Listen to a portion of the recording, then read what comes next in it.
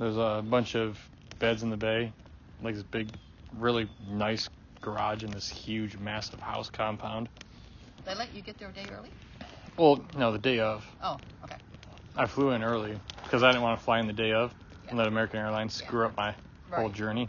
Yeah. Yeah, so, Okay, so what? So they have like 10 beds in there or so, like air mattresses that are like blankets, pillows, real plush, real nice looking, lined up in a row. You know, the front garage door faces the road, which you can't even see through the trees, and then the back garage door is all glass, and it faces the intercoastal, which is like 15 feet away. Nice. So there's dolphins that swim right up to the backyard, and so so it's pretty cool. It's getting really hot, even from here. So yeah, I got there and I'm trying to think. I guess if you had a question, it'd be easier. I'm just trying to get into it. So how did they get you into the ceremony? Like, did something happen? What was there, like a ceremony to get you into it, or like look at the itinerary? No, they well, like we got there, they briefed us on things, and then like, you know, kind of coached us a little bit on what it is, what to expect, and then we went down and had the ayahuasca. So with these experiences, whenever it's something new, for me at least, it's like it's always a moment of truth when they bring the thing out. Like with Ibogaine, it was like, here's the capsules, or DMT, it's like, here's the pipe. You're like, oh shit, that's the stuff like that I've heard about. You know, like that last breath you exhale before you put it to your lips and inhale, and you know, there's like that no turning back moment. You know, well, Bobby, the lady who runs the program, she walked out with this tray. She had all these little like plastic red Solo cups that are like shot glass size, and they have like little cups of orange juice too, so you can kind of follow it because it tastes really bad. You won't puke drinking it, but you might be halfway there. But it's brown, looks like a chocolate drink. Definitely doesn't taste like a chocolate drink. Kind of. And it has like residue in the bottom from like the vine because it's been so you want ground to up. put some of the juice in like there? So yeah, you put some water in there and you like really make sure at the bottom of it. Make sure I put water in there 3-4 times and make sure I got all of it. Kind of like you do with the mushroom. Yeah, you don't want any like the dust in the bottom or whatever.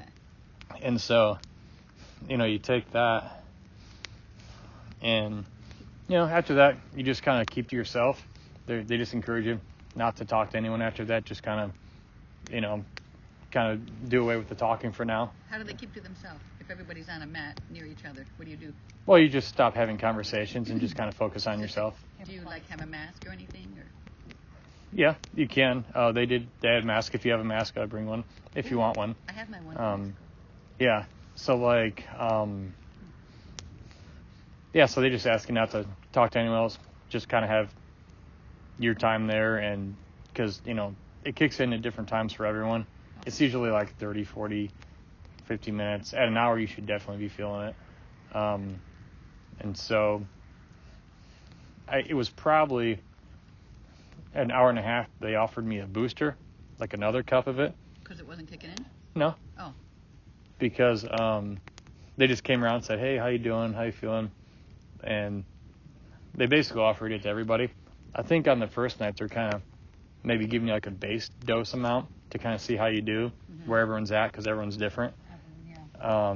And so I was seeing things slightly, when my eyes were closed, and I wasn't, just colors, images, just nothing real spectacular at that point, but I was feeling it. And they gave me the booster, so I drank the second one, and probably 10 or 15 minutes later is when I ended up puking. And it was like, I wasn't fighting the puking, but I was thinking, well, maybe I won't puke. And then suddenly I just knew. And I leaned over the edge of the bed. You have your waste basket right there. Yeah. And the first heave out was like a freaking waterfall. Like, it was like a strong waterfall. And even I learned afterwards, the people at the other end of the bay who were like sitting, facilitating, kind of watching, they were like, oh, damn. Like, you hear him? Like, oh my God, like, that was a lot. Did you regret taking the second booster? Oh, no. 8, because it was even more powerful. If they offer it me, I'll take it. Yeah, well, like, I was gonna throw up anyway. Yeah. For the most part. Did most people take a second booster? Yeah, most of the time everyone did when they offered it. I only did not take it once, and that was Saturday afternoon, because I was already so in eternity. She's like, are you sure? And I told her just the thought of that taste, just the thought of it makes me want to puke. And she goes, well, maybe that's a sign you need it. I was like, I agree. Lady. I said, but here's the thing. I said, I don't want to fuck this up. I'm having such an incredible time. I am so in heaven right now. Like, I don't want to just look forward to puking in 30 minutes and ruin it. And basically, I won't get into day 2 yet, but basically the reason I didn't is because I told her, like, I've already won the game. Like, yeah, I could take more, but like, I'm already so far out here in this incredible place. Like, I've already won. Like, I don't see any reason to take more. So, I mean, I always take more if it's offered. I always take more of whatever. But I didn't want to fuck up where I was, and I'll get to where I was, and you'll understand when I tell you that. But back to the first night. So I threw up. It's like a giant waterfall of puke. Then it was like a second waterfall of puke, but it was like a medium waterfall of puke. And then there was like a river, a strong river. And then I was done. I was basically hawking loogies for 10 minutes just because I could kind of like, there's like little pieces of shreds of the bark I was like kind of hacking up and spitting. But, you know, the most of it was over at that point. And so I was laying there, and as I'm laying there, I'm on my left side on the pillow. My right ear is facing the ceiling. It's dark out now, so there's just candles lit in there, so it's just candlelight in there. And music? And music. Okay. And I'm laying there. I'm kind of, I'm seeing more stuff now. I'm kind of in it. I'm not sleeping, but I'm totally unaware of everything around me. Unaware? Yeah, unaware of like everything around me. I mean, if you open your eyes, you can, like, you're right here like we are now. Mm-hmm. But when you close your eyes and you just let it be, you go somewhere else and you see other things. Do you see less with your eyes open? Yeah, because you're concentrating on what you're saying, and you're thinking. Taking my mask. Oh yeah. Yeah, I don't think you get much of anything if your eyes are open and if you're talking or doing stuff the whole time. Okay. Personally. But, so I'm laying there. Been laying there probably an hour or more. And I'm laying there. My ear is facing the ceiling because I'm laying on my left side. And suddenly, right here at my ear, like if somebody's talking right here, out of nowhere, I hear a woman's voice audibly go, "It's your time." And I fucking flipped. I jumped up, I swung. I'm like, who the fuck is whispering in my ear? I was pissed. I was like, what the fuck? And I sat up, and it startled me so bad. The girl in the bed next to me, the air mattress next to me, like, probably hear the fire. Her bed was like where that is. Yeah.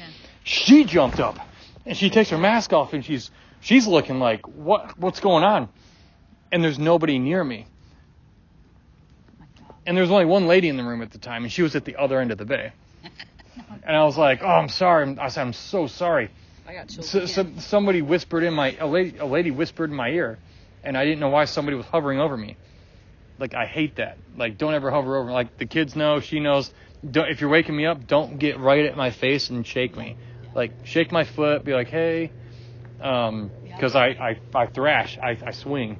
And, well, that's what I did. And so, one of the guys, John, walks up and he goes, "Hey, how you doing? You good?" I'm like, "Yeah, but who just whispered in my ear?"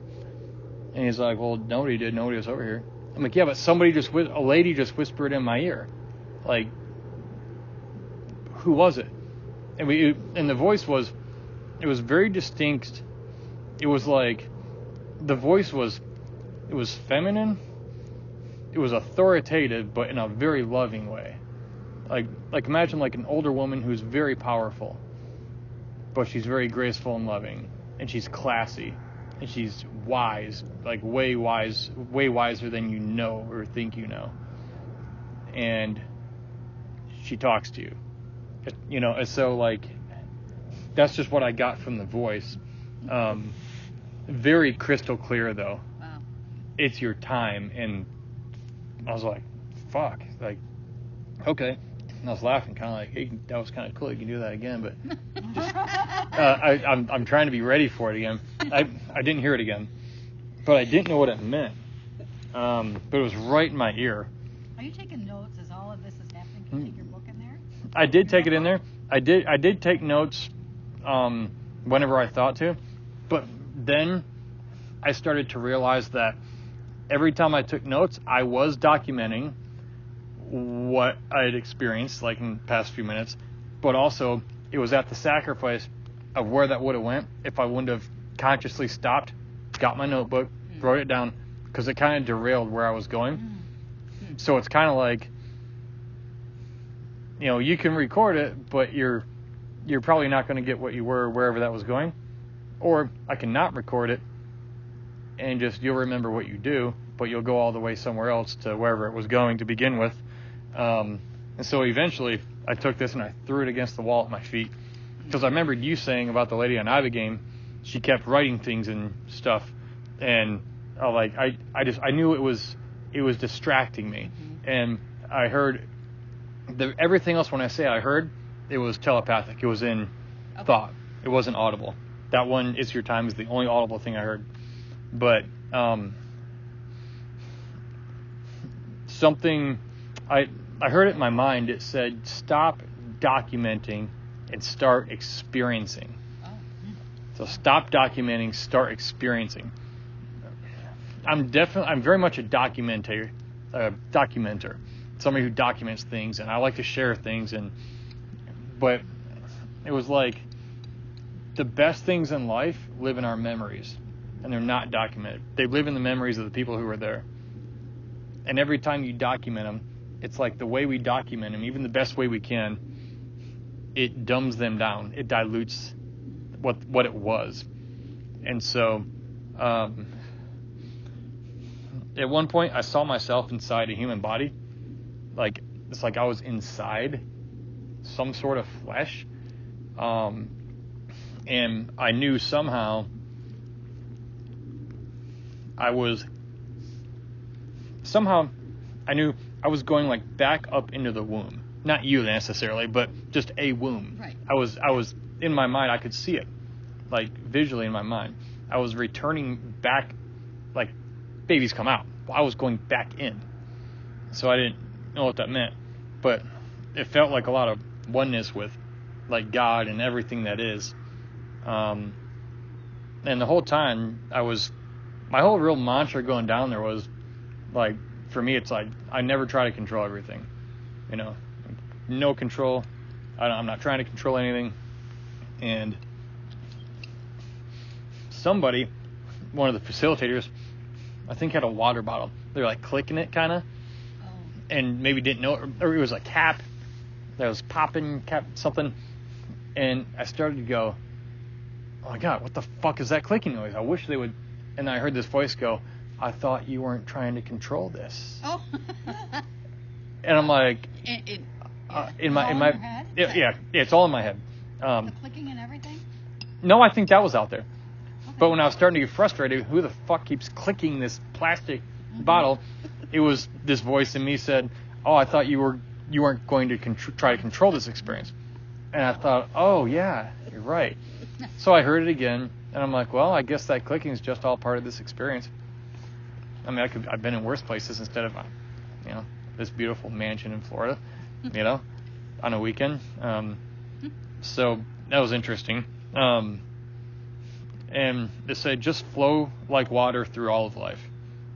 Like, you're like a grain of sand in the ocean. You have no fucking control anyway. And to think you do is laughable.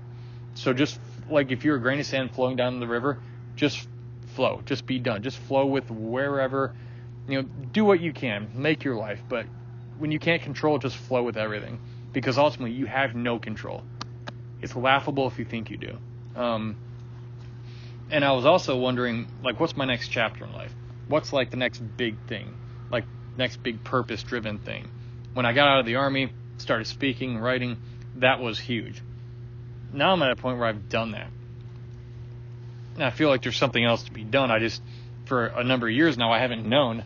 And so it's been really frustrating. And when I was asking, like, well, what's my next purpose? Or what's my reason for, like, what's the next thing I'm supposed to do? And it said, well, your problem is that you have no problems. Oh. I mean, I live here. I don't work for anybody. I do what I want. I don't have a fucking problem in the world. I really don't. And it's like, and what it said, well, your problem is that you don't have a problem. I had a problem before. Yeah. And now I don't. And for a number of years, I haven't had a problem. Purpose comes from a problem to solve. You need a problem to pursue solving. And it's there that you're going to find your next purpose, your next thing. And so, I'm not going to create problems for myself, but Just wait for a problem. but problems are thrown upon us in life. So, and again, then it said, don't document, just experience. So, everything is just the universe playing a game on itself or with itself. That came to me. Everything, like, I don't know. I think of all the horrible shit in the world and all the funny things and all the experiences we have. I don't know why I heard that. Everything is just this whole universe, this everything, like playing games and tricks on itself. It's just doing things. No idea what that means. Our constant thoughts conceal the truth hidden beneath the waves. So, like a lot of times we're looking for an answer, but we're thinking so much. It's like the top of the ocean during a hurricane. If you go like 20 feet beneath the surface during a hurricane, it's the safest place in the world. If you can just stay there, waves aren't crashing, the current's not really flowing, you're beneath all the chaos. But the chaos on top is our thoughts. And so many people are looking for answers and truth and insight, but they're playing on the waves on top. They're not transcending, going down into it. And so, stop thinking to access it all. Our constant thoughts conceal the truth hidden beneath the waves of our conscious, willful thoughts. So the solution is to stop thinking so much to access all of it. And it reminded me of, like, meditation. I was going to say that. Transcendental meditation. Yeah. You don't try to not think of anything, because that won't work. But if you know TM, that when your mind gets quiet, you do transcend. And I've done that meditation. I've hallucinated doing transcendental meditation. I've seen things. Even the 3 days I was learning it, I was asking the guy, "Is this normal? I'm seeing things." And everyone else was like, "What? Like, you're not?" I didn't. Like, I did. Yeah. But I've always been very visual. I've always seen things, especially with psychedelics. But is things, which include like people and energy, they all bond together and they rejuvenate each other. Like a lot of people who have no energy left, it's like a lot of times they're lonely or they're alone. We share energy with each other. We re-energize each other, whether it's through talking, socializing, hugging, or any other sort of interaction, physical, mental, social, whatever. We all have energy, and we give out and receive energy back and forth from each other.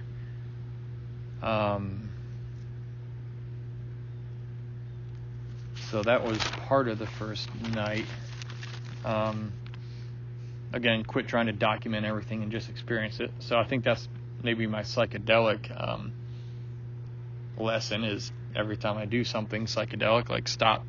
Don't try to like just sit there, shut the fuck up and experience this without trying to write it down or worry you'll forget it. Like it's not, this is all a part of us. It's not going anywhere. You might not remember it, but it's around. And if you need to remember it, you will. Ayahuasca wasn't so much visual on this night as in a First day, Friday? Yeah, this is Friday night. Yeah. So ayahuasca that night for me wasn't so much visual and stereotypically psychedelic, but rather it was more suggestive. Like when like things would come up to explore issues of life or maybe problems you have, it was more like, hey, here's this. You want to explore that? Like what? What does that mean? Like Hey, kind here's this. What was of this? like imagine like a UPS man walking into your desk and saying, hey, I've got this package here. Well, do you receive it? Do you want to open it up and look at it and explore it maybe? Yeah. Or you might go, no, I really don't want to. And he might go, oh, okay, well, hey, I've got this other package. How about this other package? Do you want to explore that? What did that happen with you? You had the opportunity to. It just like thoughts will come to you about issues or things you wonder about, or maybe issues you're dealing with. And it's just sort of like suggests like, hey, we can look at this. Did you? Yeah. Okay. Oh, I'm open to everything. Yeah. Now, can I What ask was you? it? Well, I'm trying to get Oh, there. Yeah. sorry. Can I ask you? Yeah. So, was it kind of like Theo Vaughn said? It was kind of like a key, like how he talked. Theo when he talked Vaughn- about like an invite. It's an invitation. He said with his experience with ayahuasca, it was very subtle. He said it was more like an invitation, which is exactly kind of like what this was. That's what I was wondering. Hey, If would it's you like to somewhat explore like this? that. Okay. And I think with other things, things that it knows you need to explore, well, it's probably going to take you there whether you like it or not, because it knows you need to. Okay. So Yes. it was kind of like I wrote here, it's like a loving, all-knowing female therapist who already knows the answers that you need, but suggests things to you that will lead you to resolution all on your own and in your own time and at your own pace. Okay. So how far you go and how much you get, how quickly, is all up to you. It's kind of like it's at your pace. But if you choose to explore something and go somewhere, maybe something you refuse to look at from 30 years ago, it's going to show it to you. And once that happens, you're going to have to deal with it. And that's what a lot of people have a very hard time with. Okay. Again, with me, I don't try to control anything. I'm willing to see anything. I have a sort of I don't give a fuck mentality when it comes to it, and I don't. And I think that's why I've had so many great psychedelic experiences. I've never struggled. It's because I don't care, and I'm not hanging on to anything. I'm truly not. Yeah. And so, like, I think that's just with me personally.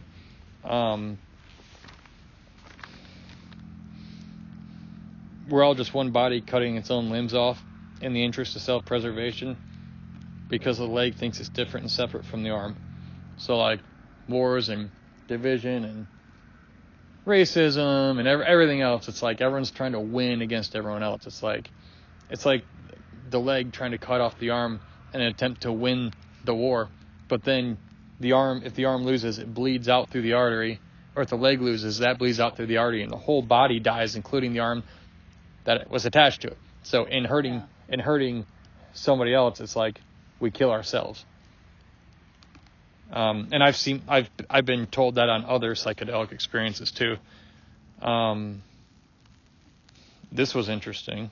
A lot of this is just everything I say here is my subjective personal experience. Who knows if it's like true or not, but it told me that religion is merely a mass psychological conditioning. A what? Mass? A mass psychological conditioning. Oh. So, like, basically, I mean, psychological conditioning, brainwashing, is just like on a mass scale. For some reason, that came up. And it also told me, don't become comfortable with the thing that's killing you. I think that may have been the alcohol. even though I've never been an alcoholic, like, me and Jamie, since a month before we moved here, when we bought the house, since then, we've had to drink probably almost every single night, except maybe 4 or 5, from then to now. From a month before we moved here to last week. So, not alcoholics, but it's like, I can say no, but I'm kind of like, it's kind of fun to just unwind and, but, the tolerance and everything built up, so you needed more. I did notice that. We don't fight very often because we're so much on the same page, especially now. But the past 2 months, whenever we would drink, it was like we had the absolute worst arguments, and the kids heard everything. I mean, in this house you can hear everything. They were worse arguments than we've ever had in our lives. And then the next day we're like, what the fuck was that? Like, what was that all about? Like, why? And so. And then we're having to apologize to the kids. And trying to explain. And it's like, yeah. And so. Okay, so tell me, read that sentence again. That last sentence you just said. Yeah, Do you think it was the alcohol? Yeah, because I wasn't addicted to it because I was new to it. Mm-hmm. But if I kept at that pace for the next 20, 30 years, it probably would have taken 10 to 20 years off my life, because that's what it does. The last line is said, don't become comfortable with the thing that's killing you. And I was getting comfortable with it. Now, it's Northern Michigan, everyone does it, and there's all kinds of variety, and it's fun, and it is. Those are all true. I was getting very comfortable with something that I've never been addicted to. I've never needed. I didn't even hardly ever drink anything ever until I was like 35. I didn't drink when I was in the Army. I just wasn't interested. I wasn't against it. I just wasn't interested. And so I think I was becoming comfortable with something that was killing me, and it told me that. When I was looking for an answer for like the purpose thing,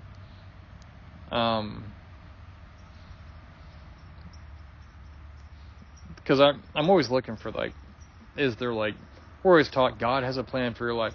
So it's this concept growing up in church that there's this one thing that you're here to do.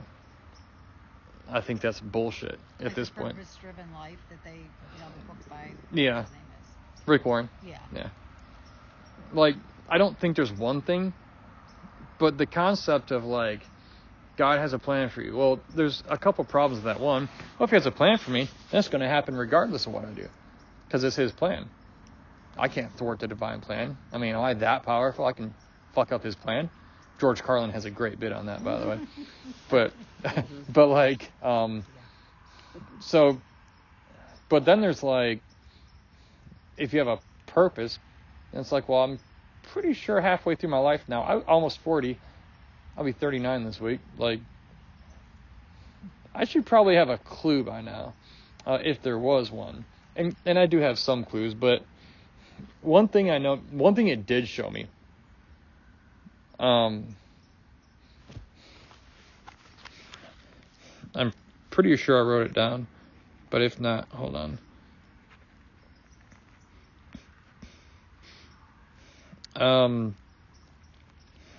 It did show me that most of my life I've felt rejected.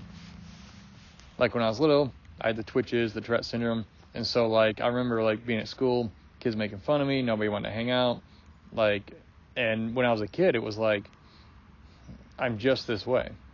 Like, I don't understand why like I saw me as a kid in like a circle of kids, a crowd, and then like everyone sort of backed away from me, and I couldn't figure out why is everybody, what's going on? Like, what's wrong with me? Like, what did I do that, I didn't make me this way. I'm whatever I am. I'm born however I am. And what it told me is, well, they didn't understand. They didn't know how to respond. They didn't understand what they were seeing or experiencing with you. But then the ayahuasca also told me, when I was thinking in that time, like, what's wrong with me? Why was I born this way?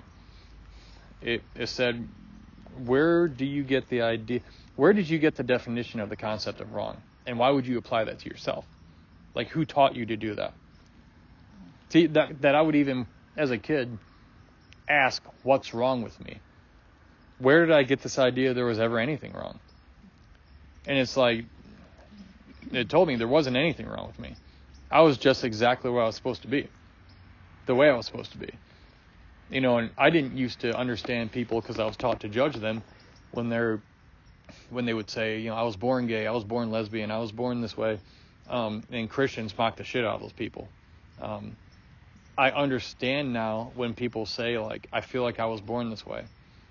Well, what the fuck do you do? Because I was born apparently with Tourette syndrome, and I didn't do anything to deserve that. I didn't do anything to earn. I didn't make me that way.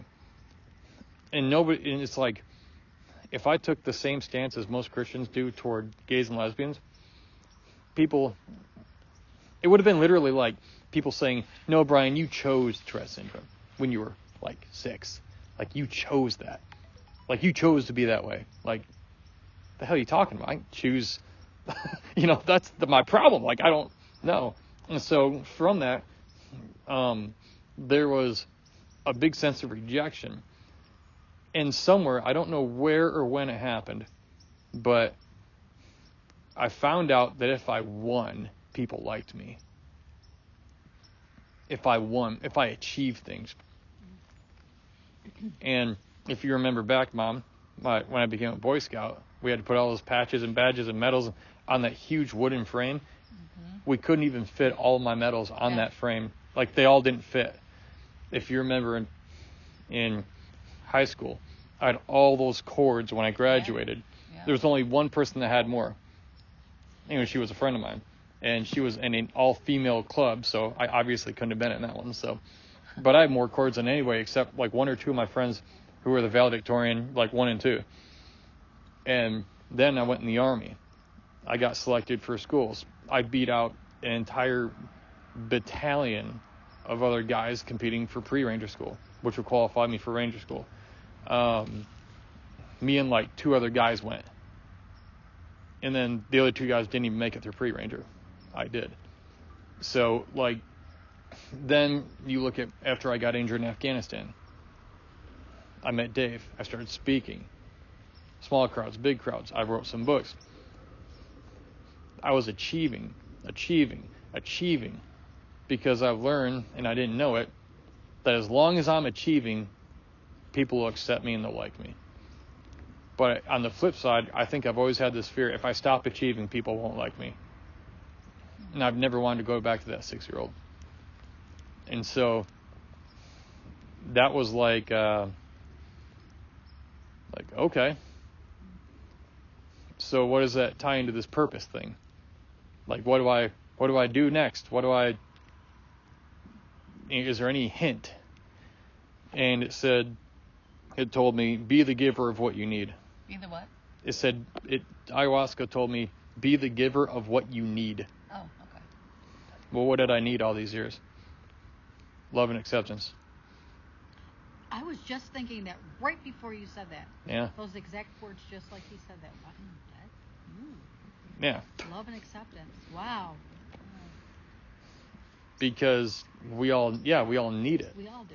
And it's like, well, you're finding your purpose in giving other people what you need. And so that's easy enough for me. Now, when I look at my background with my social groups I've previously been a part of, the church crowd, they'll say, oh yeah, loving and accepting, yeah, be Jesus with skin on and all this horse shit. Thing is, you bring some of those people that you're supposed to love into the church, you'll find real quick, and so will they. Hey, we accept and love everybody. Well, until they find out something about you that then they're like, oh, that person's gay, that person's lesbian, that person's bisexual, that person's, well, back in the 60s, black. Name your discrimination. What about the atheist? The atheist. Oh, he doesn't believe in God. My friend came to church with me. Yeah, and then they're all gonna try and argue with him when he has some pretty damn good points about asking some intelligent questions about things he doesn't understand, and then he realizes he's smarter than most of them, in my experience. But so that's cool. So that's your purpose? Yeah. To love and accept. Yeah, it's like love and accept people. And it's like the more people I meet that I really get to know, it's like almost everybody struggles with that. Like even the most beautiful woman in the world think she's not. You know? I think as women, you would probably agree with that. I've known enough women where it's like, oh, drop dead, gorgeous, supermodel, whoever. And it's like, oh, she doesn't think she's good enough. Like, is she seeing what we're all seeing? Like, seriously? It's just kind of one of those things. And so, like, people, friends, family, they can reject me for how I am. Now think of this in how I see spirituality now. When I wrote this is what I was thinking. Because I think we were lied to in a lot of ways. And there's a lot of things we were not told growing up in Christianity. And I don't hate those people, but I'm pretty fucking pissed off at that system. Because I've learned and seen and felt and experienced now things that they only talk about that happen apparently in the next life. And I've experienced them in this one. And I'll get to what those are. Oh, okay. That Saturday. Okay. On another level. Okay. Saturday. Okay. But people, friends, family, they can reject me for how I am. And this could apply to any of you. But at least I'm not the one suffering in silence anymore. I didn't even know I was, but the ayahuasca showed me. So like with the rejection thing, like, oh, I was suffering in silence there. Or, I don't want to disappoint certain people who invested in my life, like let's say Dave, my original mentor. If I were to try to talk to him about what I see now spiritually, because I've seen beyond this veil they speak of multiple times, I totally don't think he would. I know he wouldn't buy it, like, because he's grew up in this. His life is staked on it. There's no way certain people can. I think there are a lot of people who they spend their whole lives in ministry. And there's one guy, Jim Palmer. He was over in Chicago at a mega church. He has like more degrees than a thermometer in ministry. And he came to this realization, and he actually walked away from everything. A lot of people have a problem with their reputation, their livelihood, admitting that, I dedicated my life, my money, my resources, my degrees, my reputation, my job, everything is tied up in like ministry. What if they were to find out they were wrong? Or to a great extent wrong? How many do you think would walk away from it? I can't believe most of them would, because they would have to undo everything they've ever been known to be. Pride. It's pride. It's ego. Yeah. Some people do, and then when they do, what happens?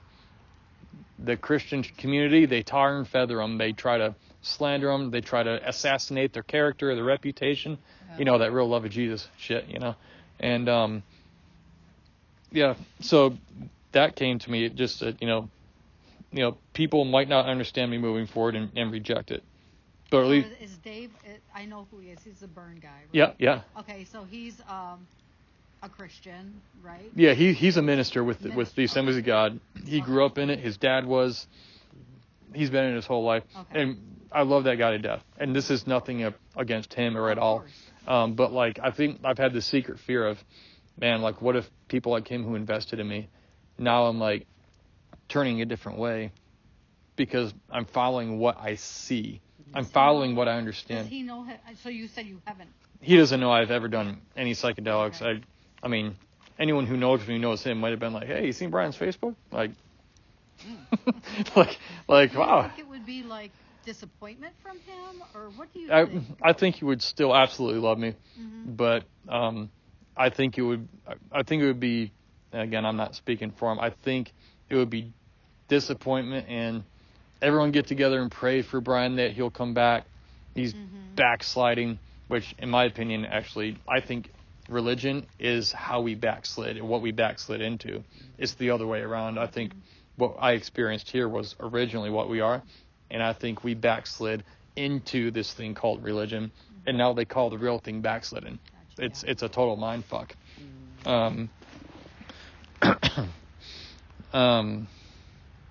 So my plateau,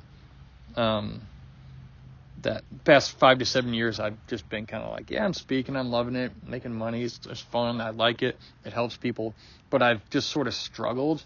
I feel like I sort of plateaued with the purpose thing. After 30 years of trying to be good enough and accepted, I got tired and fell off and fizzled out. That's why I've been I've been and I felt plateaued the past 5 to 7 years. It's like it told me, it's like the ayahuasca told me, you don't lack purpose. You never lacked purpose. But you've been going at 100 miles an hour for 30 years straight. You don't lack purpose. She said you're fucking tired. You're tired because I have to achieve. I have to achieve. If I don't achieve, it's going to happen. People aren't going to like me. They're not going to accept me. They're not going to love me. So I've had to imagine sprinting around a high school track. And however fast you go, you can't slow down 1 mile per hour. You have to go the same or more. How long could you do that for? Well, I've tried to do it for 30 years. And the problem is I was out of gas. Like you can't go 100% 100% of the time. It's not possible. You have to be able to rest. Well, I never learned how to accept that rest because my survival was staked on not resting. And so like I gassed out, 5 to 7 years ago and started puttering, and I was still doing stuff, but inside it's like it was rough. And so that was that part. In large part, we reject people because we've been taught we're supposed to reject people. A quote-unquote standard was established at some point in life when it comes to like other people, religions, race, you name, whatever difference we have. A standard at some point was established, and we were taught to vilify and either destroy or convert anything other than what that man-made standard is that we were taught. So apply that to church. Christianity, religion. It's like, this is the only way. And anyone who's not, you either disassociate with them, you destroy them, or you convert them. That's Christianity. That's Islam. That's Jewish people. All major religions have done that, especially the Abrahamic ones, like Islam and Christianity. Like vilify, convert, or kill. That's pretty much what it's always come down to. Anything that's different than what they say is the right standard. But that standard that we're taught isn't entirely in alignment with who we are naturally. So in other words, we create our own misery because we were taught by some asshole that we're supposed to do it. So like we create, we have the standard that as humans we created that divides us, but it goes against who we naturally are. Naturally, we'll sit around the fire with anybody as long as they're not trying to kill us. But then we're taught to. Oh, you're different than me. Well, we can't sit around the same fire. Well, who taught us that we can't sit around the fire with people different than us? Well, in my case, religion, church. Have nothing to do with people who are like that. It tells you in the Bible specifically, do away with them. Have nothing to do with them. And that's why you see, like, a religion can divide a family. Parents choosing a church over their fucking kids. If you choose a church or any system over your own kids, I think you deserve to go to hell. Like, you chose somebody over your kids. Like, really? So, that's just me, but, so there was that.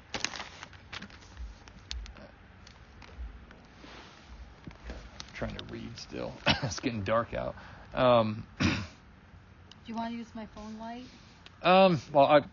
Because I have a really good. Yeah, that'd be good actually if I could. Let me turn it on here. Okay. Yeah, thank you. Can I take a 5-minute break? Yeah. Oh, don't talk anymore. Yeah. So Saturday morning, 10 o'clock, we had the second dose of ayahuasca, and we were outside. You were up really late the night before, though, right? Oh yeah, 2, 3 in the morning. It ended probably at 12:30 or something. Wow. So I got some sleep, but And then 8 o'clock in the morning, you said? 10. Oh, 10. Okay. It's around 10, I think, in the morning that we took it. We were outside. They put up a big blue tarps over in between these palm trees in the side yard because it was supposed to rain that day, and it definitely did. So just brought our pillows, like blanket to lay on, and kind of a cloudy day. And so we took the ayahuasca. I only had one this day because what I'm about to tell you, like, I didn't want to fuck up the experience by taking more and then having to puke at some time that it was unknown to me later, and messing up that experience. But so it was right on the intercoastal. You know, the seawall to the intercoastal, the concrete was like from here to those rocks, 20 feet away or so. And there's, big long yard in between you could walk around in, palm trees, real nice, dolphins swimming out there. And so we took it and laid back, and it started to work. And one of the things it told me is that psychedelics remind us of what we forgot. They're our way of reminding ourselves what we forgot when we came here. Because there's a lot of things on psychedelics that I've seen that seem so familiar, yet I don't think I've ever been there. But how could something be familiar if I've never been around it? And so it's like it reminds us of things. Psychedelics did for me what church always said was possible, but never offered me. It's almost like I feel like we've been teased about, how great eternity and God is. And they tell us about how beautiful heaven is and all these features. Yet they've never offered us anything that facilitates such an experience. This did. And as far as I can tell, every great story in the Bible, almost every great story in the Bible, that's like miraculous. Mm-hmm. I've had enough psychedelics at this point. They all seem like psychedelic experiences. They're so similar to a psychedelic trip that, and I could go on and on about those, I won't, but so I think about, okay, well, why were they hiding that from us? Because they obviously did them. Right. Well, the thing is, if everybody had psychedelics, everyone would realize you don't need to go to fucking church. There would be no control. Everybody's mind would be open, and you wouldn't need to. You could, it's okay, but you're not afraid of dying anymore. You're not afraid of fucking things up.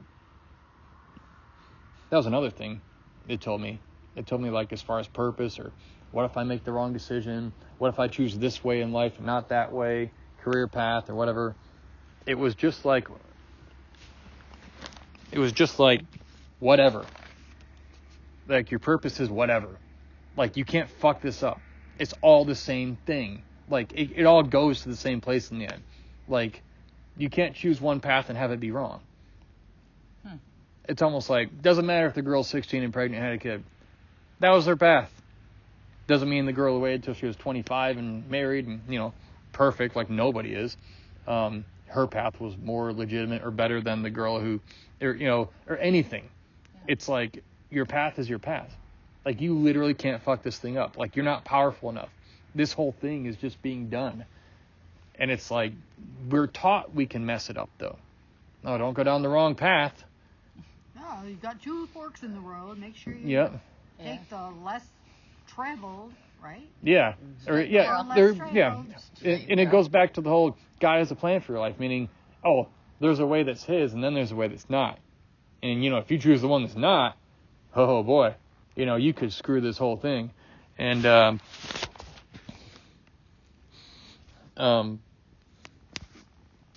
that wasn't my experience at all. I have absolutely no fear of that.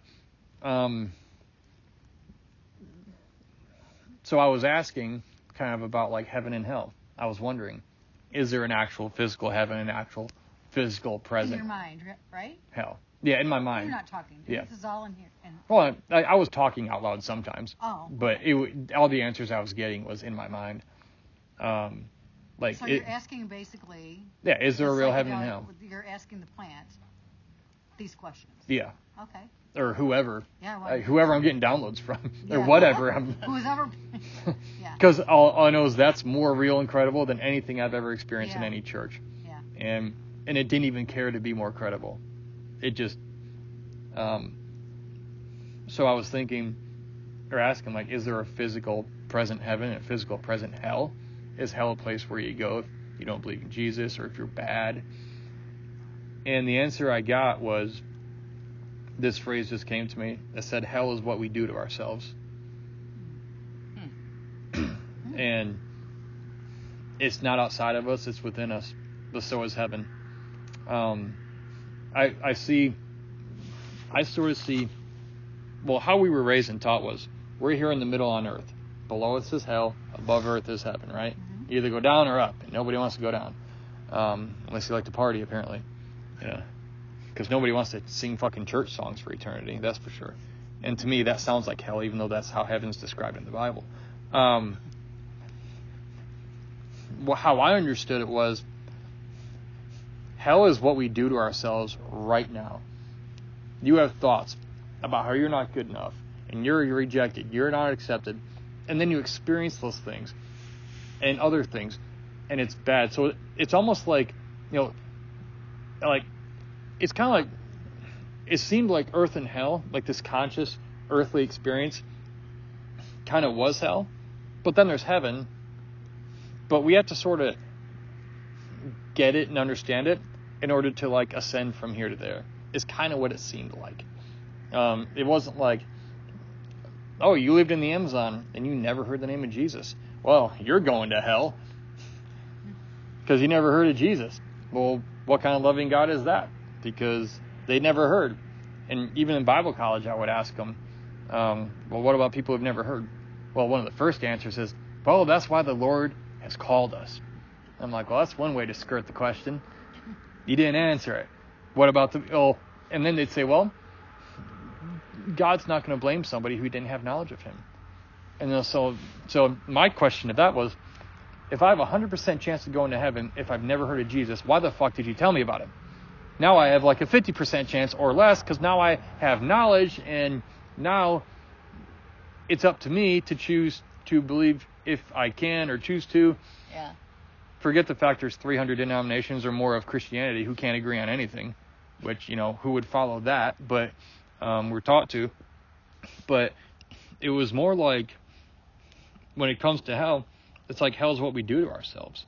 It's the experience we have in our mind that materializes in the world. Like the 34 years Jamie was dealing with the childhood sexual trauma, the rejection, the abuse, all that shit in her head. That was hell every day to you. You didn't know any different because it happened when you were so young. Now that you're free from that, I don't know a Jamie who lives in hell every day. I used to. And I didn't even know how bad it was because I'd never known you to be any other way. And again, this is all just my very subjective personal experience. I'm not saying something is or definitely isn't a certain way. Who knows? But this is what I was getting. Hell is what we do to ourselves. But so is heaven. And I saw like existence as like one conscious mind. There's like one big conscious mind. And like think of our daily conscious existence as like we each have a snow globe, right? So we each have a snow globe. That's your daily life that you see out of your eyes every day when you wake up. You go to work, you go to eat, you see people. Your conscious daily experience is all in that one snow globe type thing, okay? That is a part of the overall, the one mind, the one existence, whatever that is, God, call it whatever you want, okay? But then think about this. Each of us has a different experience, because you wake up and you see things through your eyes and through your filters and through your lenses of perception. And in your home physical environment down in Jackson, I wake up here in this one with my perceptions and my thoughts and we all have these varying degrees of heaven and hell that we're experiencing. Well, every day based on what we go through or what we think. So imagine that snow globe thing, right? This is the best way I know how to understand what I'm about to say. I don't know, but I think we are the one conscious mind. And what I mean by that, we're taught that like there's God and there's us. How dare you try to take God's place and be God? That's a very egotistical way of looking at existence. setting us up, as there's him and us, division. And I'm not saying it is or isn't that way, but what I am saying is, like, what if I'm God's pinky and you're God's kneecap? Is that pinky God? Is that kneecap God? It's part of his body, so technically, is it God? Yeah. Yes. But it's not in the sense of like, oh, you're trying to take God's place and play God and be God. That's what we're taught. But that's all ego. It's all ego. And so, like, with the snow globe thing, that's our daily existence. It's almost like it seemed like we are the one mind, like we're it, and we're experiencing ourselves through our conscious existence in the snow globe, our everyday conscious happening experiences. Now you wonder, like, well, we all have one, right? You have yours, I have mine, you have yours. Everybody has a snow globe, and it's what we experience every single day. It's our past, present, it's our experience every day. Well, how can we all be that? Maybe we're all just different varieties or variations of the one mind, the one thing, right? Mm-hmm. Being expressed. Or, here was the other thought, because I was trying to like wrap my head around this.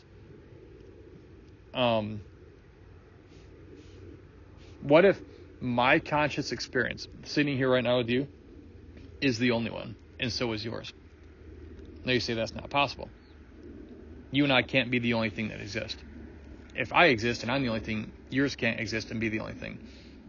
But here's the thing. There's the one mind, right?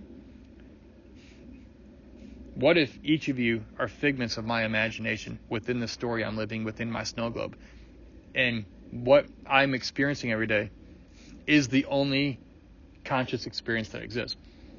However, you're having the same experience, and I'm a figment of your imagination in your story within your snow globe, and you're the only conscious experience that exists. I only think there's others around me because they're separate than us, right? Wow. But if it's the one mind and there's like maybe one eye seeing out of it and it's the daily conscious experience, we're all having one. There's only one experience happening. Yeah. But we're all seeing it through our snow globe. Well, if nobody else is real within that, it's just one consciousness expressed. I've tried to figure this out, and I almost did, but I know it sounds confusing. But like, if you all were figments of my imagination, and I was a figment of your imagination, everyone else was, then this whole thing within your snow globe of conscious experience every day, you could be the one mind of God. You could be God looking at himself through your experience. If the rest of us are just figments of imagination in the story of that. I don't know. That was something that I'm gonna have to think on. Well, it reminds because me I didn't ask for it. I wasn't trying to like, hey, am I God? I want to be God. It was nothing like that. It was more like it sort of showed me this, and then I tried to understand it. Yeah. That's really super duper deep. Yeah. I mean, I'm trying to follow you, and I'm gonna go closer to that. You want to come closer to the fire? Yeah. Yeah. Um. Let me grab my coat. I'm listening. So it's like,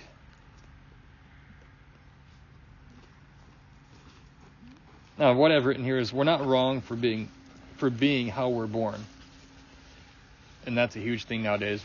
People trying to tell everyone you're wrong, you're born wrong, you weren't born that way. The thing that gets me is like the biggest one is like when like church people try to tell gay people you weren't born gay. There's no gay gene in your DNA. There's no proven gay gene. Well, I love mint chocolate chip ice cream. It's my favorite. But there's no mint chocolate chip gene in our DNA either. I just sort of like it, and I don't know why. Of all the 31 flavors, that's my favorite. Yeah. So, Yep. but we try to convince other people and ourselves that we were born wrong. And it said we're not wrong for being born how we are. We've just been taught to divorce ourselves since we were born. You come out, you get plugged up to your religious system in your family. You're wrong for being you. Stop that. You're told no about everything. You're conditioned to think you're this dirty, filthy, rotten, horrible sinner. And if you're lucky, God loves you. Like, all this shit. It's like the song The Unforgiven by Metallica. That says it perfectly. Yeah. If you read the lyrics to that, he says this more beautifully than anything. But we're taught to divorce ourselves since birth. And so we've never known psychologically any other way. So the only experience that exists is the one you're having. And I'm just a character in your story of your consciousness. Daily conscious experience. This is kind of flowing together. Let's see. I put, we make up all our pain and then we torture ourselves with it. We torture ourselves with it? Yeah, like we make up a lot. I put all. And I'll elaborate on what I was thinking, but we make up all of our pain and then we torture ourselves with it. We're the ultimate sadists, but we're also the ultimate saints.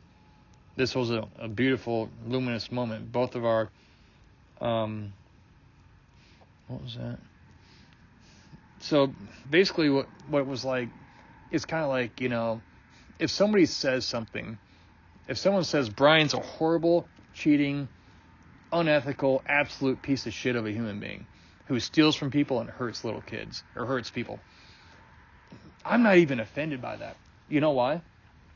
Because I know, absolutely know, that is completely untrue, not me. I don't believe any of it.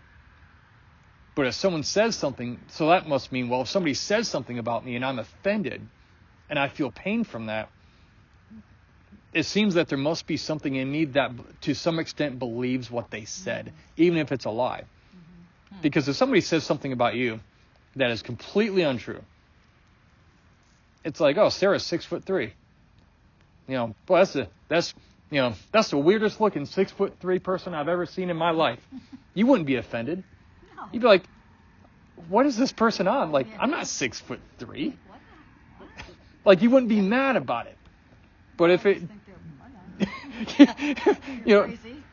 but it could be anything. Yeah. But if you don't believe a shred of what's being said, it's very hard for it to get under your skin. Mm-hmm. But if we believe even a little bit of it, that's when it starts to affect us. Because why does it affect us? Because we believe part of that to an extent, even if we go, that's crazy. But we're still offended or we still feel pain from it. It's like, well, why do we feel pain from it? Part of us believes it. And so that's why I think it said we make up our pain and then we torture ourselves with it. Because then we replay it in our minds over and over again what this person said or did. And we believe something about it, about ourselves. Even if it's not true, if we believe a bit of it to be, we can torture ourselves with it. But if you know it's completely untrue, it really doesn't bother you too much. Yeah. If Brian's a 7-foot dragon, like, well, I'm 6 foot and I'm a human for sure. I've checked. so it's like, that's kind of crazy, but okay, I'm not really offended. It's more amusing.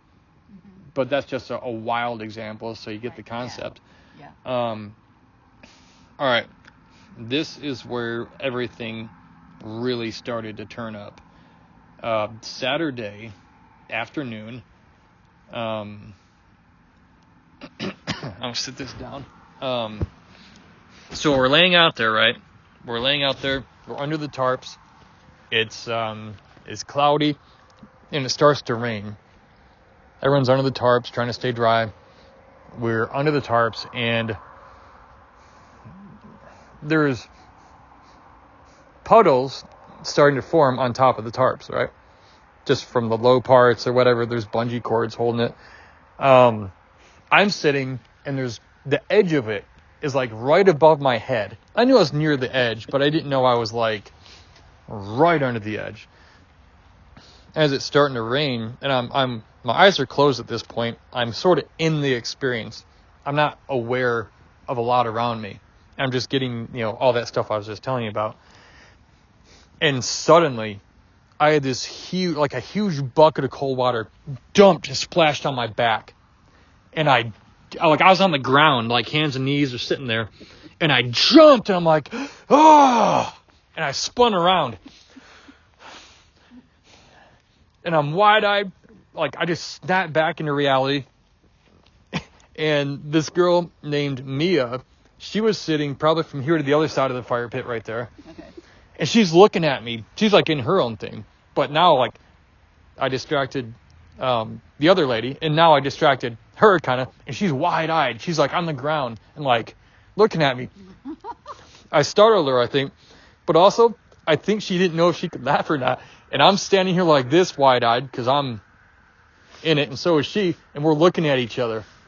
And I just started to laugh, and she started to laugh hysterically. It was an incredibly beautiful human moment. Wow. It was funny. Wow. And Was it so the tarp? the what? Was it the tarp? Water? The tarp, it formed up. Yeah. In the water. It got too much, Yeah. and it just dumped Okay. Right on. you. right on me. Wow. And so then what happened? She laid down on the grass on her back, arms out, stretched out, just facing the sky. It's kind of raining. And I went to get back under the tarp and, try to stay dry. And then I thought, why am I trying to stay dry? Who taught me I should stay dry? Like, why is my default to go here? And I looked out at Mia, and she's laying there. Apparently she was dealing with some real demons, but Is she under the tarp? no, she's not under the tarp. She's laying out in the rain. Oh, laying on the And she looks so peaceful. And I'm like, she looks really peaceful out there. Why am I under here? Who cares if I get wet? Who taught me to? So I go out there, and I lay, she's probably laying where Jamie is. And I'm like right here. So I'm laying down too. Not too close to like distract anybody. You don't want to, but we're probably 10 feet away from each other. And as I'm laying there, I'm getting rain down, just a light rain. And then it starts to rain harder. It's picking up. I can hear it on the tarp. I can feel it. And as it started to rain harder, I felt this sort of like a defibrillator in my soul. It was like to the chest of my soul. It wasn't a physical feeling necessarily.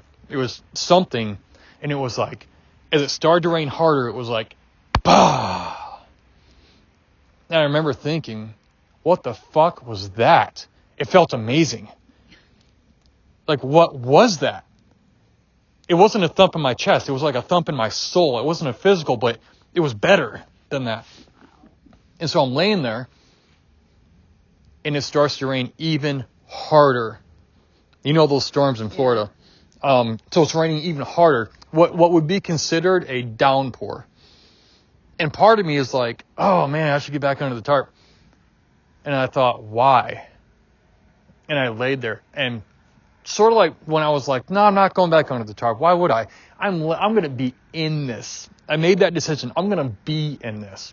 Who taught me this is uncomfortable? And when I thought that, I felt another bah in me like a defibrillator, but it was stronger than the first one. And I'm laying there going, like thinking, holy shit, that was amazing. Like, where is that coming from? And then things happen in threes, and I don't know why.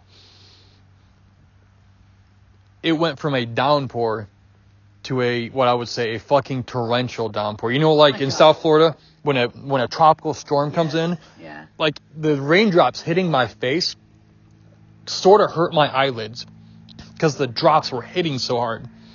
And it's like, oh man, part of me is like going like, hey, we should go in. But when that started to come up, the other part of me is like, fuck that, I'm staying out here. It was like, you should have tried that 20 minutes ago. I'm out here now. Yeah. And so when the torrential downpour started happening, and I made the decision, I'm like, I'm just gonna be here in it until I start drowning in it.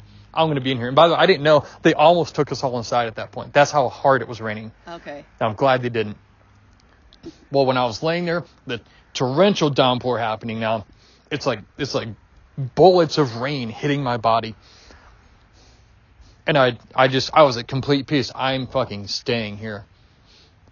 the last one, the third one was like, bah! And it was like my soul like fucking exploded. And I can't describe the feeling. And I literally like got to my hands and knees. I got up. I'm in a pair of shorts and a t-shirt. I am drenched. I'm running my hands through my hair, and I have like buckets of water like squeezing out of my hair, like I'm just getting out of the bathtub, and it's, you squeeze it, and it, like, I am drenched in it. And I'm just looking around at the trees, the grass. I'm feeling the rain. I am amazed. Like, my eyes, I'm just looking, and I'm going, holy shit. Oh my God. And I kept going. Every few minutes I would lean over and have like this realization as I'm looking at all this. Like I'm in the Garden of Eden is what I imagine it. Like, is this where they were? Is this what that was? And I would lean over and I'm just like, randomly, like every few minutes, I would lean over and go, fuck. And I'm just looking around. I can't believe what I'm seeing. Like the grass is green and purple. Wait, the grass is green and purple? It's like Green and purple. it's like green with. Here's your favorite. Sorry, go ahead. It's like green with like an outline of purple, and like the palm leaves in the garden there with all the foliage. It's all like magnified with beauty, like what I'm seeing. I'm walking around barefoot in that hard, crunchy grass that Florida has. Yeah. And I'm like scuffing my feet in it. Sometimes I'm down on my hands and knees and I'm grabbing the grass with both my hands hard, and I'm like twisting and pulling it up. And I'm like grinding into the ground with my hands, and like it felt really good to like grab it and like rip it up and just feel it. It was almost like I felt like I was some sort of primal human that was kind of mad, like gone mad. Like, like the most primal, wild human version you can think of. It's like I was that. And for about 2 hours, I'm walking around, I'm seeing things, I'm getting downloads of knowledge. Some of the stuff I just told you, some I'll tell you. Are you not seeing other people when you're seeing this? Well, if I'm standing still and my eyes are closed, I'm not seeing people. I understand. When you're seeing palm trees with purple... Oh, yeah, my eyes are open. I'm looking at them. Yeah. I'm like this. Everyone else is like on the ground. Most of them looked like they're having a really hard time. Turns out I was the envy of the day, apparently. Come to find out, everyone's like, dude, you were having a great time. And I'm like, you guys saw that? You heard everything? Of course they did. They're like right there. But you could hear them as well? Or they just weren't being loud? I don't know. If they made noise, I heard them. Okay. I mean, there's... Okay, yes. I'm conscious. Yes. I'm just super conscious or something because, like, I mean, I'm conscious and awake, totally. I'm walking around. Okay. So But, like, my mind is, like... all I know how to call it is, like, super conscious. I'm there, but it's a more beautiful version of there. And I'm getting, like, just those thoughts of everything I've shared with you so far from this day. And it's pouring rain. And like some people went inside, it was like with their experience, it was more disturbing because of whatever they were dealing with. And so like everyone had their own different experience with it. But me, I was just walking around like, oh my God, I can't believe this. And I'm just amazed by just everything. And I'd look at some of the facilitators and they'd look at me and like, hey, what's up? Kind of like give me the nod. And I'm just like, dude, like, dude. Wow. And the one guy, Adrian, he's a therapist and he's prior military. And he's done ayahuasca a bunch of times.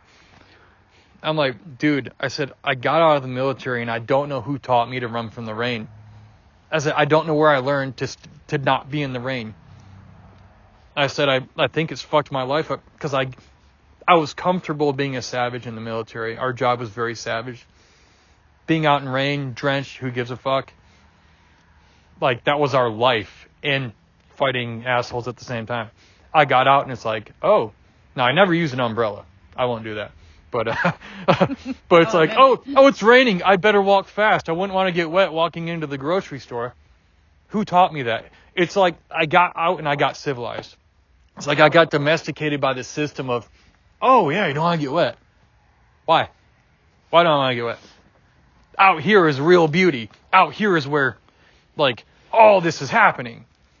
And I let go of all that. And so I'm just walking around. I'm having this experience for 2.5 hours probably. And that's when Bobby offered me a booster. And I'm just like amazed. And she's like, you want more? And I'm like, why?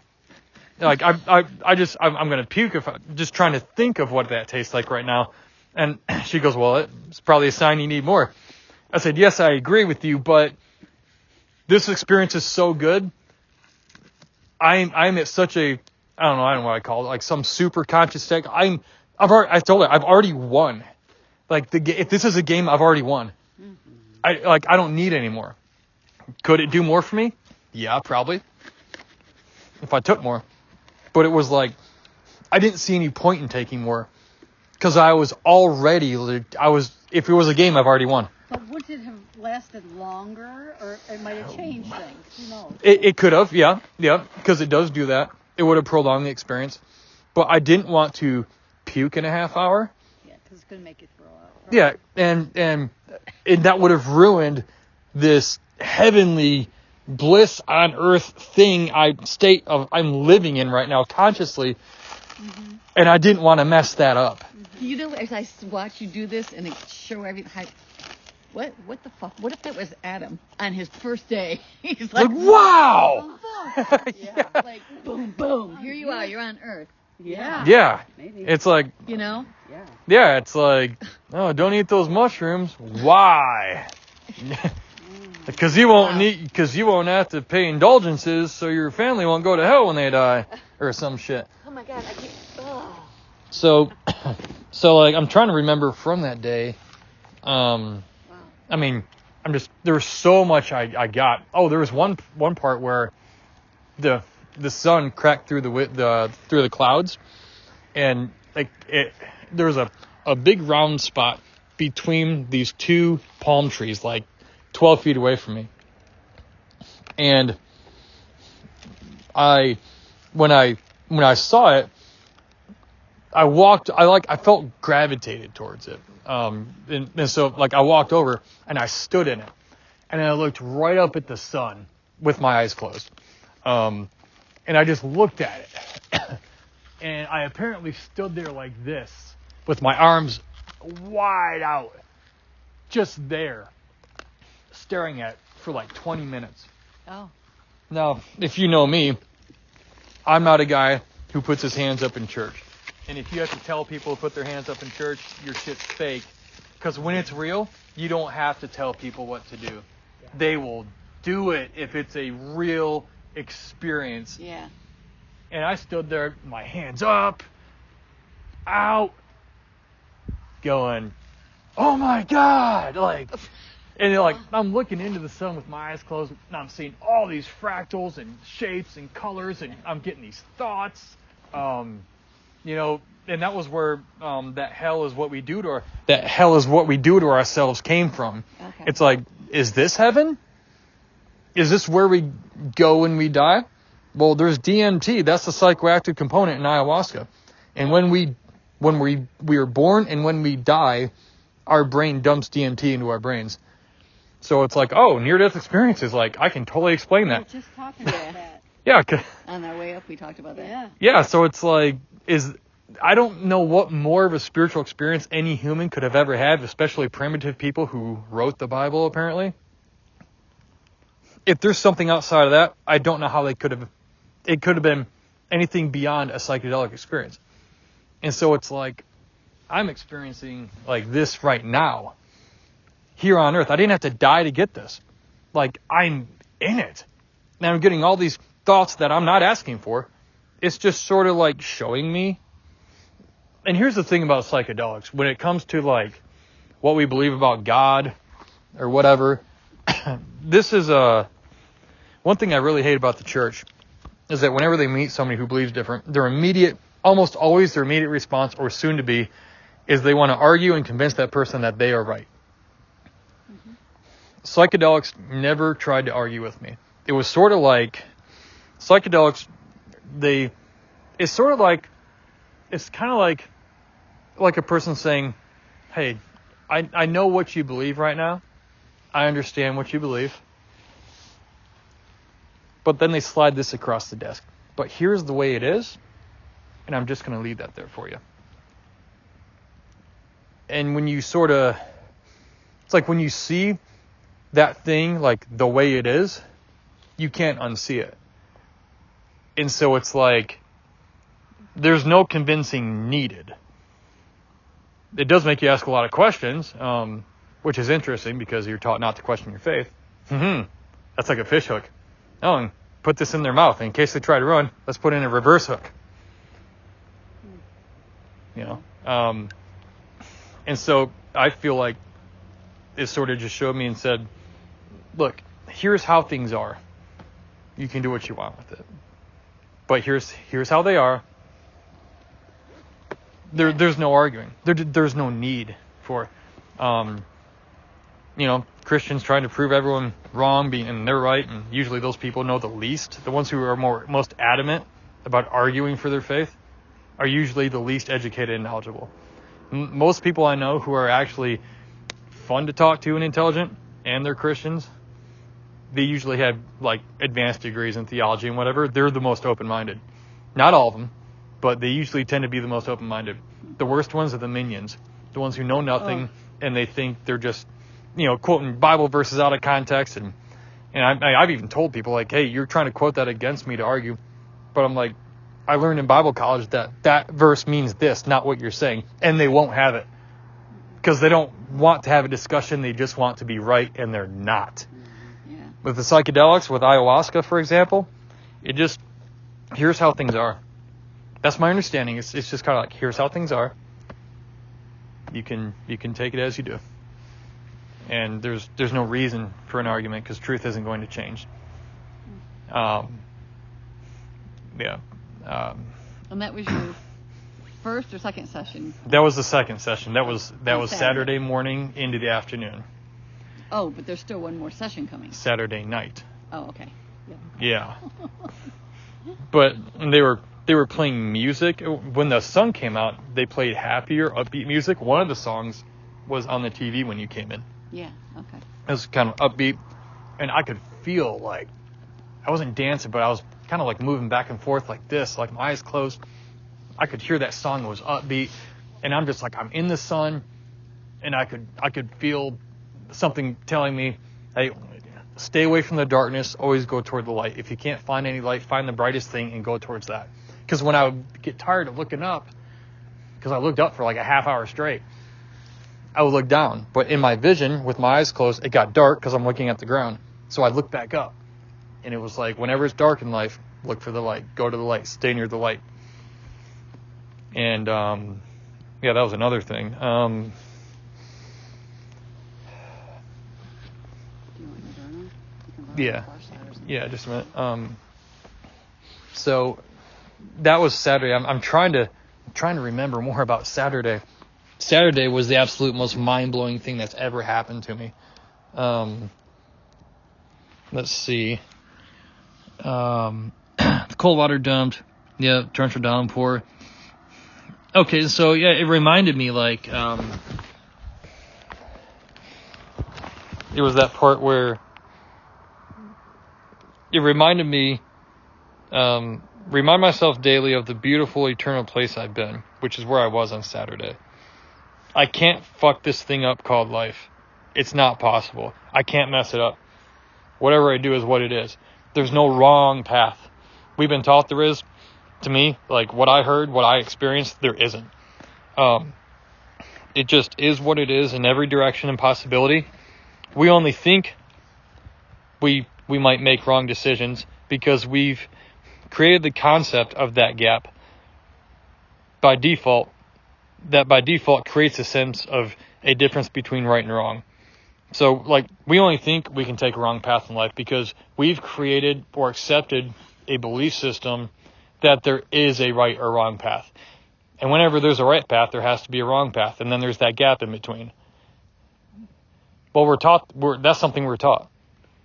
But is that actually true? Is it not okay just to be who you are and how you were made and to follow the path you feel drawn to in life? Is it really, like, are you really taking a wrong path? Even if, like, you make mistakes. Is it really wrong? Or is it just part of that person's journey? According to the church, it is. Well, according to them, a lot. You can set intentions for psychedelics, but they're just going to blast your intentions to shit anyway, is what I wrote. Don't bother making it. That was the next thing it said. Let me put the page here.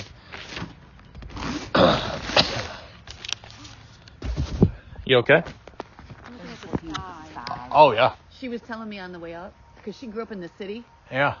she never saw the sky like this until she came up to your house. Oh, Really?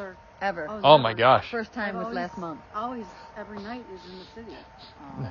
Let's make sure we come out here one of these nights when we don't have a campfire going Yeah. and it's pitch black. Okay. Yeah. Tomorrow, Even well, better. as long as If it's raining. not cloudy.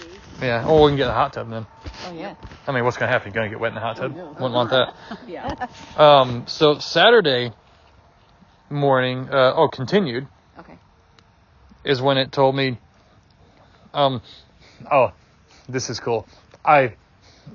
When I was drenched and I was just in that thing, right? I'm just wide-eyed. I'm mind blown. I told one of the guys, I said, hey, I never want to lose this moment. Can you, like, take a picture of me? Just drenched like this, just so I can remember this moment. Yeah. Well, I've been talking to another one of the guys that morning at sunrise. We were sitting out on the dock. And one of the things I had told him was the previous night's lesson. Stop documenting, start experiencing. Oh. And when I asked the one guy, it might sound weird, but can you just take my picture so I can remember this visually?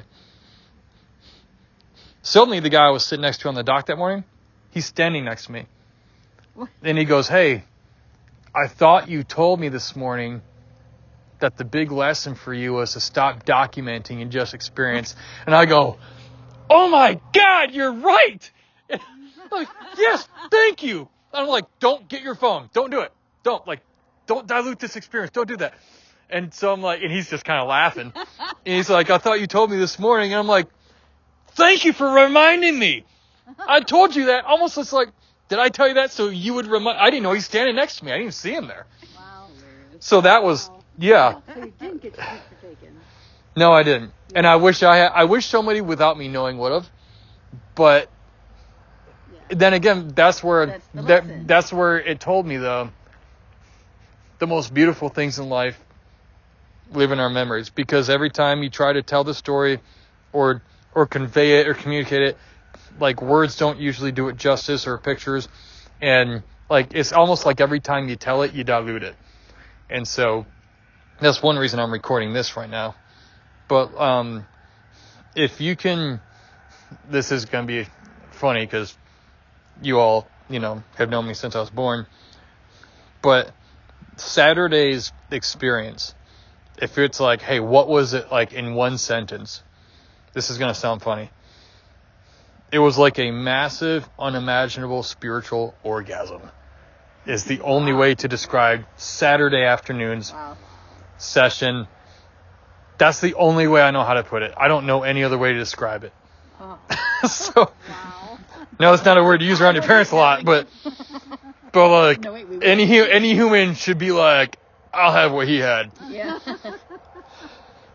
So, people are often born how they are, and that's okay. We only have problems with people who are different than us because we've been taught we're supposed to have problems with people who are different than us. I think I said that on the other page too, but I think hell is now, not after death elsewhere. Hell is what we do to ourselves, and what we do with our hell either denies or grants us access to ascension, like the next higher level. I guess you could say heaven or whatever. This is just what I felt like I was being told. And I didn't set out for this to be religious or spiritual or anything. This stuff's just getting dropped on me, and I don't know why. I wonder if when bad people die, their DMT experience, which is like where you have to give up control, because once you give up control, the experience is beautiful. But you'll see people struggling and dying and like, no, don't let them take me. And it's like, oh my God, what the fuck is that person experiencing?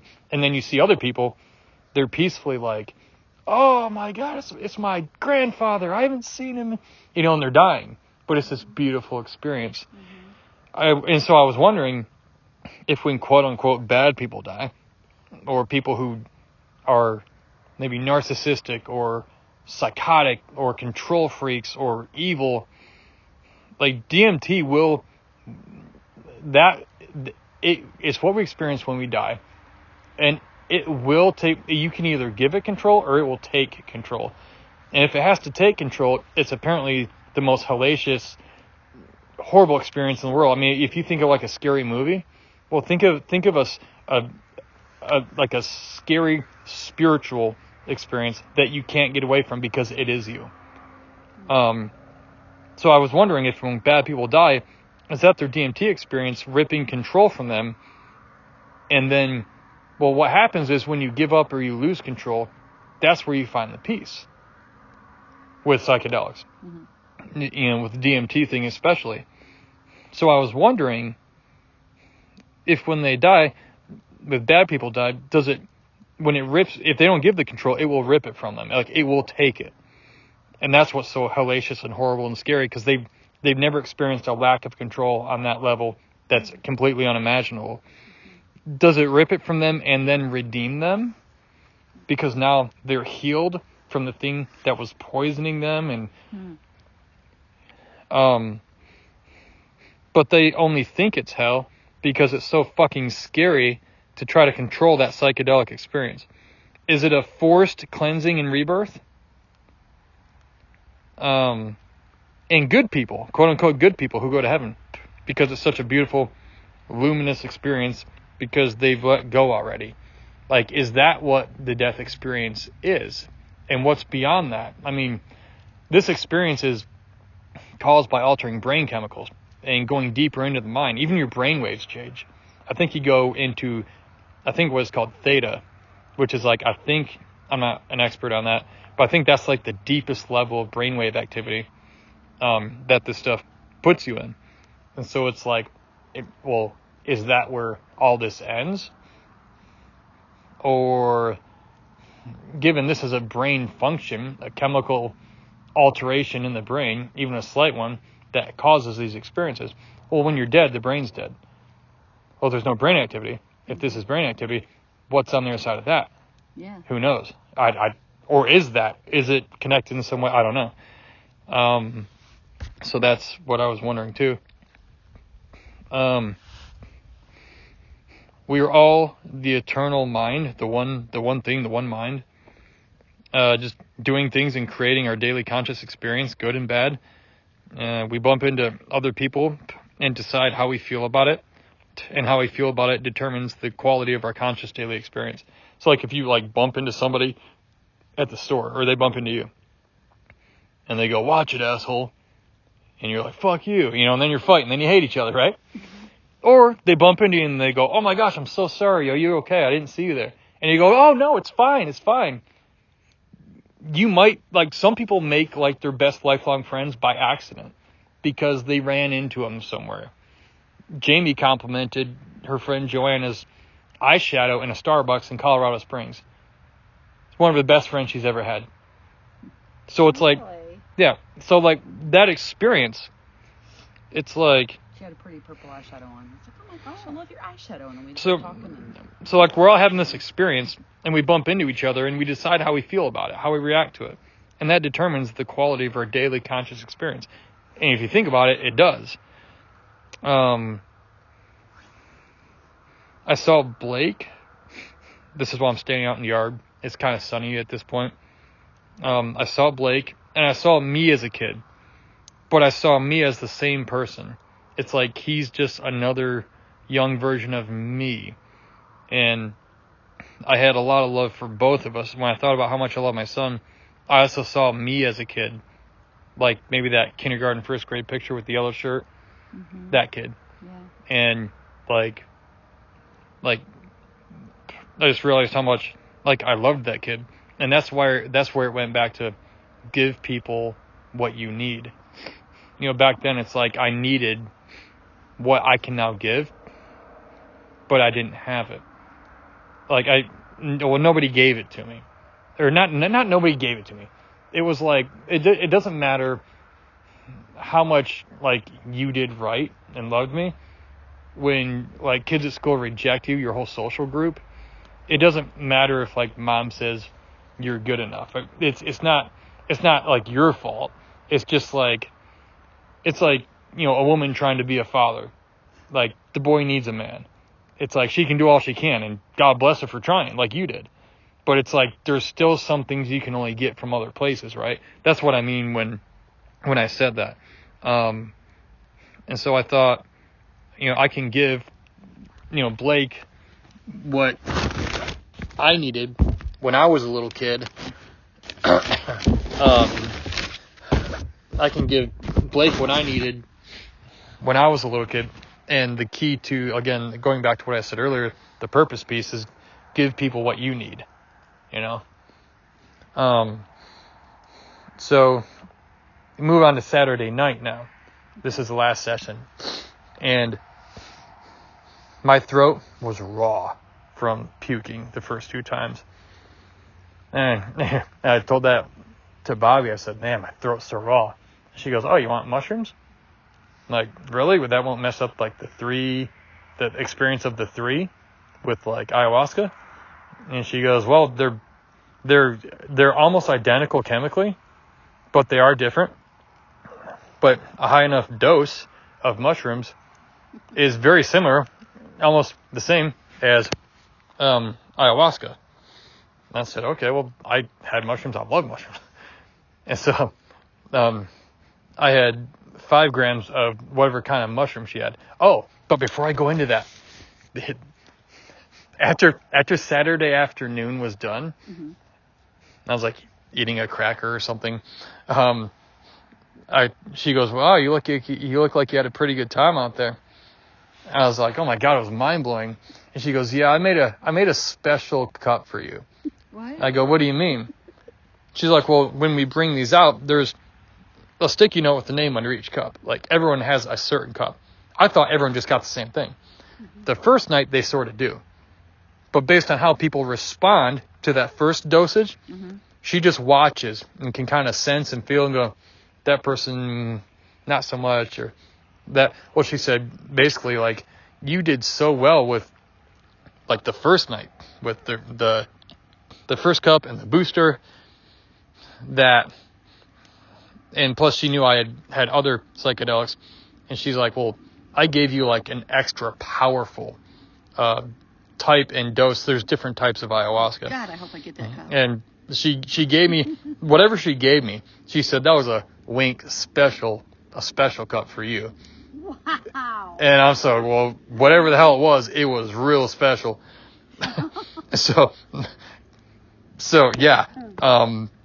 So I didn't want to forget to tell you that because I was like, that was really special. Get that cup. Oh, don't worry. You'll get what you're supposed to get. Yeah.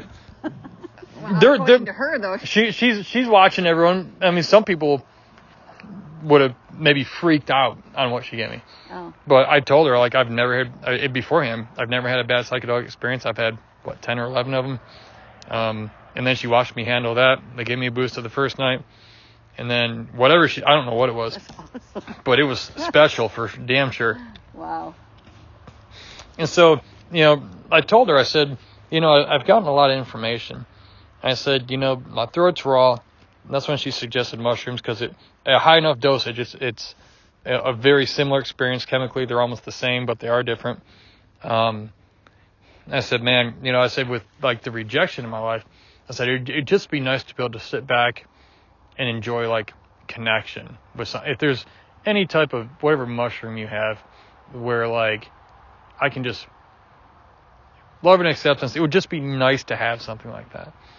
Well, she gave me a mixture of golden teachers and another one called tidal waves. And I don't, originally, she said, you want 7 grams of it? And I was like, hell yeah. And so like, it's 21 capsules, and then I took about 5 grams of it. And I said, last time I took 7 grams, I lay on the couch for about 4 hours. I said, I actually want to be able to get up and walk around, but have a strong experience. So I only took 5. So I don't know how many tidal waves or golden teachers I took because they're mixed together. But this was Saturday night, the last one. And I'm not going to tell you this whole experience because you wouldn't want to hear it. Oh, okay. But I will tell you this. I basically had 4 hours of the greatest sex fantasies a man could ever want. Again, I don't know what the fuck she gave me. She's like, golden teachers. I'm like, golden teachers ain't never done this. Tidal wave, maybe that's symbolic of something. But oh my God. So I'm laying in a lawn chair with a pillow and blanket next to a fire pit, and the intercoastal's like right there. Okay. The moon's up. I'm laying there, and it's a lot of like information downloads about like sex, because all we're taught about sex growing up is it's wrong. Dumbest fucking thing I've ever heard in my life. Another way we got shortchanged, but it taught me lessons about it, and also gave me mental experiences where I'm like, what they did though. A lot of the experiences that were in my head that was giving me, it was affirming and sort of closing up wounds of rejection that I had discovered on night 1, if that makes sense. So there were things about the experience that it sort of called back and tied back into the original thing I discovered about the rejection and acceptance thing, that the depth of the experience sort of healed the wounds of that. And one thing that came to mind was like, oh wow, there's all, you hear about lust. Lust is bad, Of course, we wouldn't exist if we didn't have lust in us, because nobody would want to have sex with each other. That would be a bigger problem. But it told me lust isn't bad. Lust is just how...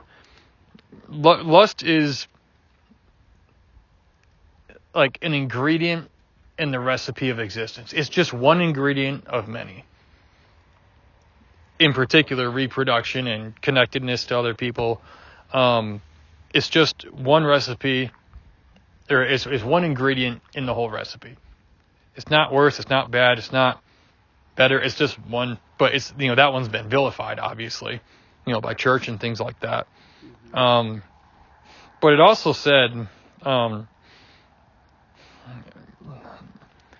lust and like climactic sexual experiences, like mind-blowing sexual experiences, right at that big moment when like your mind just scrambles and it's like, wow, that moment. It said those moments are how we touch eternity together. It's how we touch the surface from this conscious realm. It's how we touch the surface of where I was on the ayahuasca. Because we can't really get there here in this consciousness. You have to it's an altered state. But it said that heightened sexual experiences, those big moments when it's fulfilled, it's done, that is how we touch eternity together. So, it sounds poetic to me. I didn't come up with it. I just told. But, let's see. It said, it's our birthright. It's what we are. We try to control it. Us trying to control it is the ultimate act of hate and war against ourselves. Like trying to have someone else try to like control people's sexuality is like the ultimate slavery. It's the ultimate act of hate and war against ourselves. It's like, it's this amazing, beautiful, natural thing that was never wrong, but we were taught it was, so we wouldn't do it. But it's something we can't not do. And then we're taught all these different ways. I mean, whenever I see a Christian sex book, I just laugh. I'm like, if you want a boring sex life, go read that fucking thing. Because I already know what they're going to say. And so, like, I basically, but we've been taught all that. And then you just go have your fun, and you realize you're like, there's not a fucking thing wrong with any of this. Like, why was I lied to for so long? Like, Jamie and I, we waited till we were married because we thought it was right, and we actually did. Unlike all the people who taught us to do it, who didn't. Like most people who teach abstinence didn't. And now we look back, and Jamie and I, we look at it, and we've had this discussion.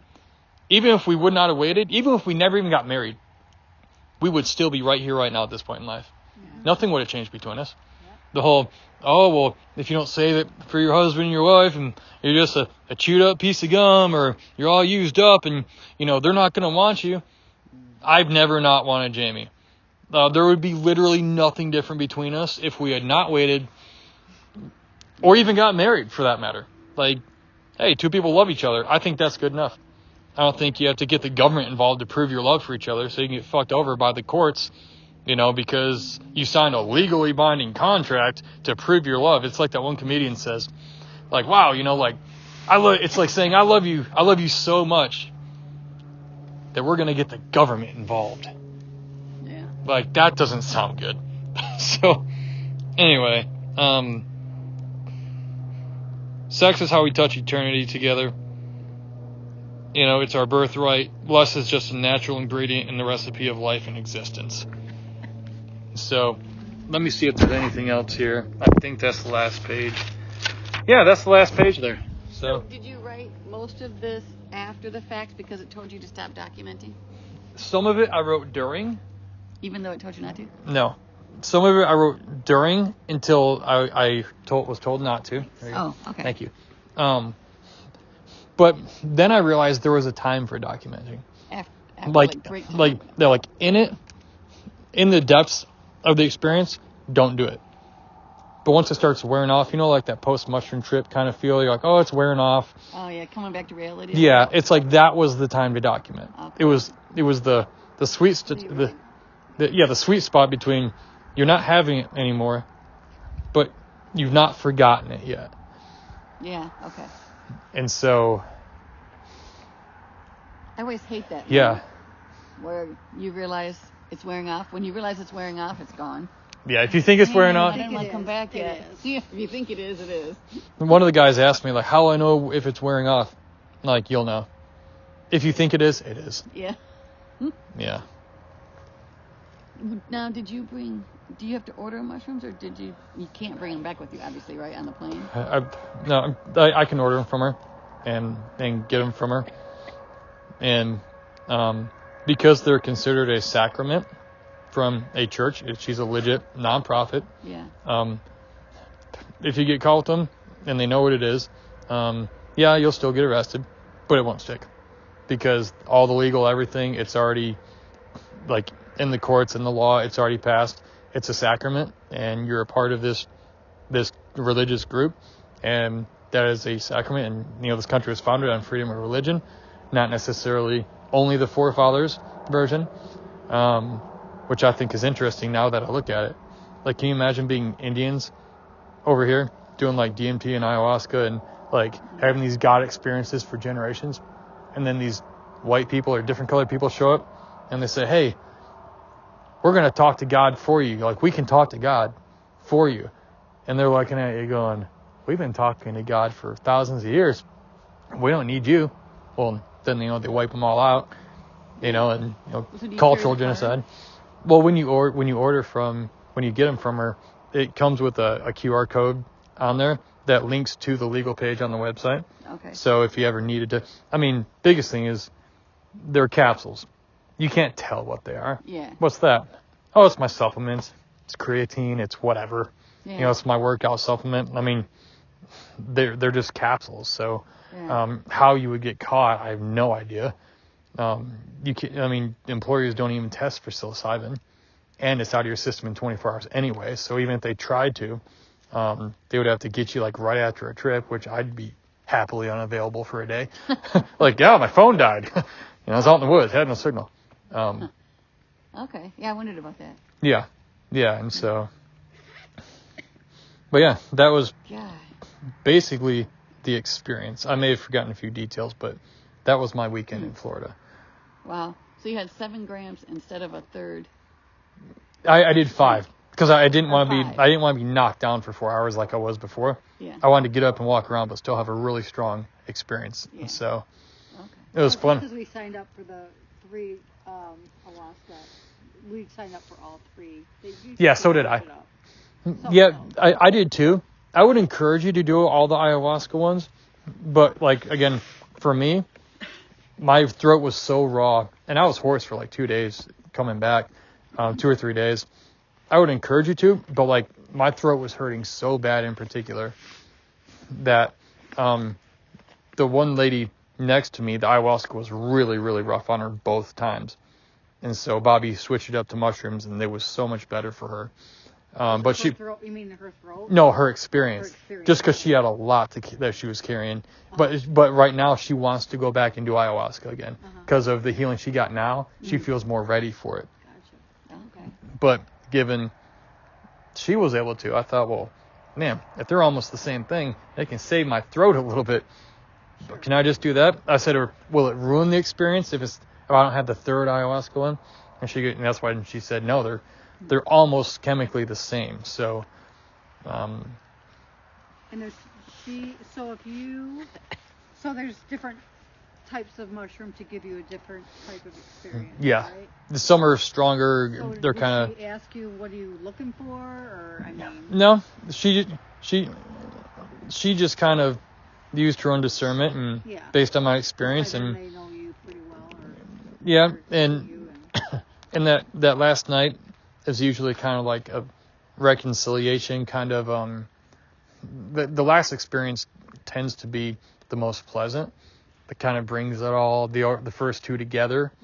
They say the first one is usually the roughest, and then they get easier, and the last one's usually tends to be the easiest, depending, not always, but so that night it was just sort of it was time to relax, and for me it was the whole feeling and what she gave me did this. It was basically saying it's time for you to just relax, be loved and accepted, lay in it. You don't have to do anything. You don't have to be strong. You don't have to produce. You don't have to accomplish. Just lay here and just bask in it. Just lay in the love and acceptance. And that's the one she gave me really, really, really did in a very strong way. Mm-hmm. Wow.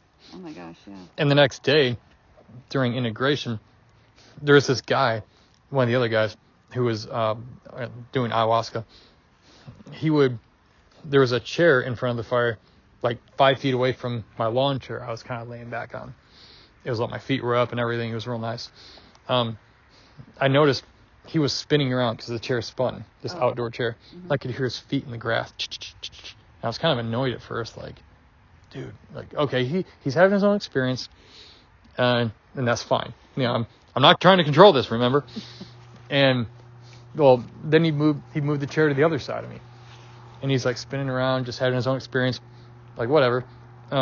It's dark out like this. He's wearing a hoodie. I know who it is, but the next day he goes, it's interesting because I told, after each the integration session, he kind of talked about what it was, and everybody? Yeah, to the whole group. Okay. And I told them straight as I just told you.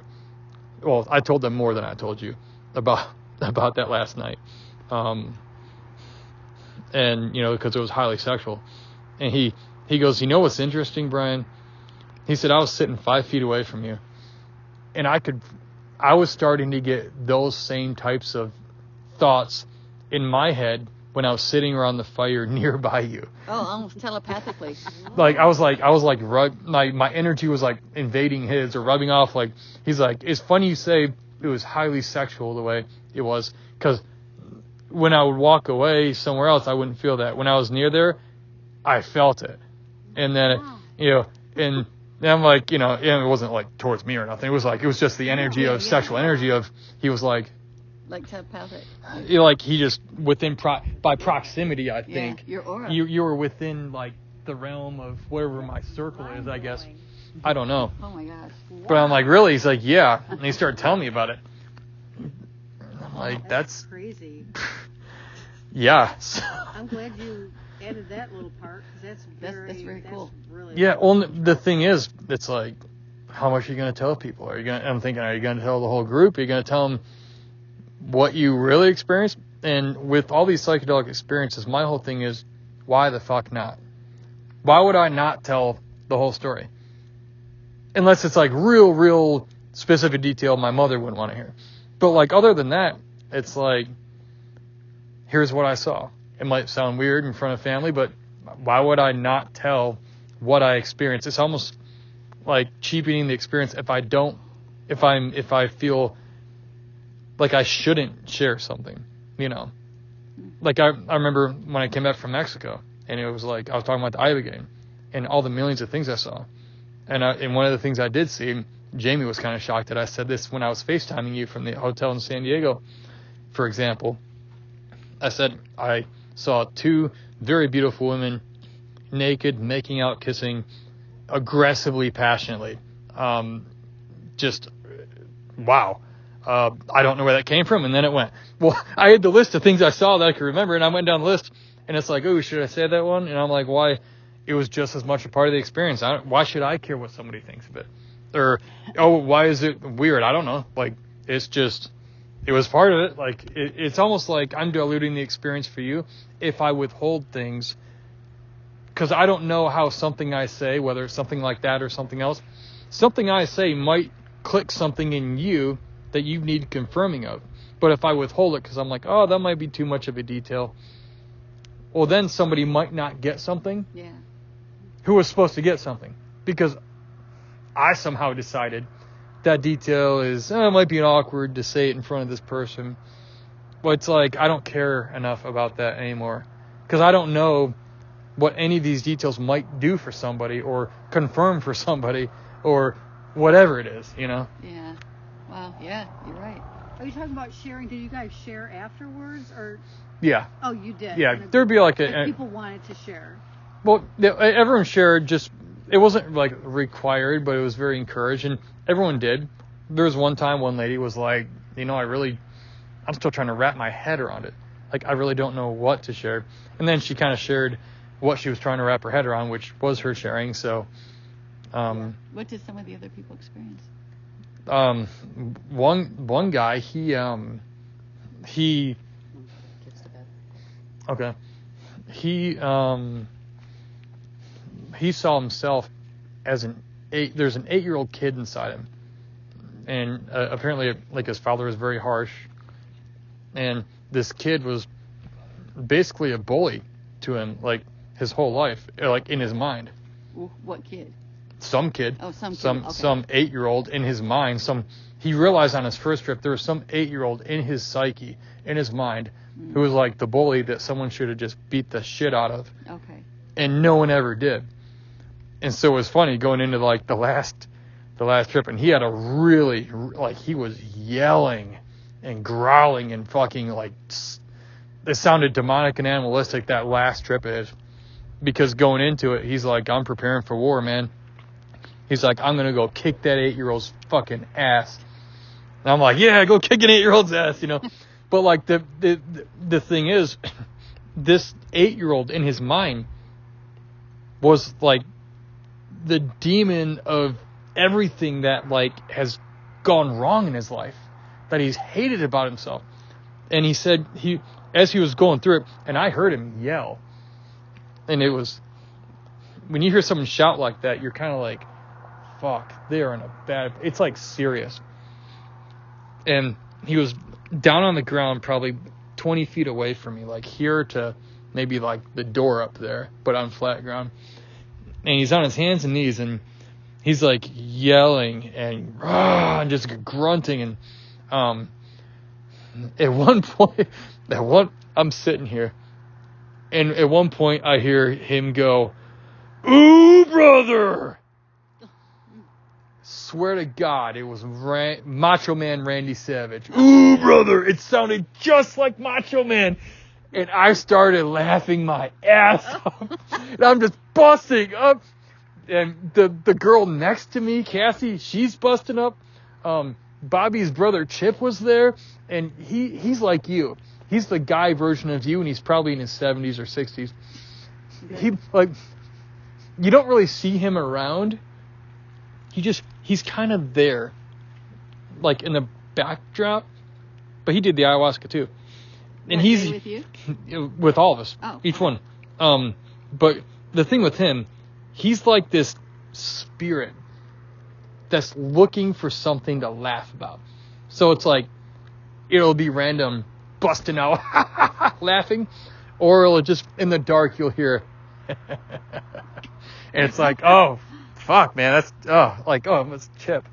Well, when that guy went, ooh, brother, and I started laughing, Cassie started busting, it was that, and Chip started howling laughing.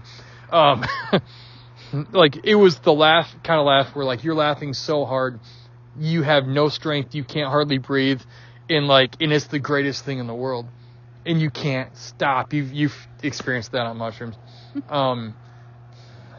So then afterwards, he had, like, this sound, that guy had this sound coming out of him, like, he yelled the word help, and then we're all like, oh, fuck, like, he's in a bad place. Well, people came over to help him, like, hey, we're here for you. He didn't even know they were there, like, holding him next to him, because in his mind, he was walking, like, into this arena, like a combat ancient arena, like the Colosseum, and this fucking 8-year-old was standing out there, and he's walking into it, and he's like, I'm ready to kill this fucker, finally.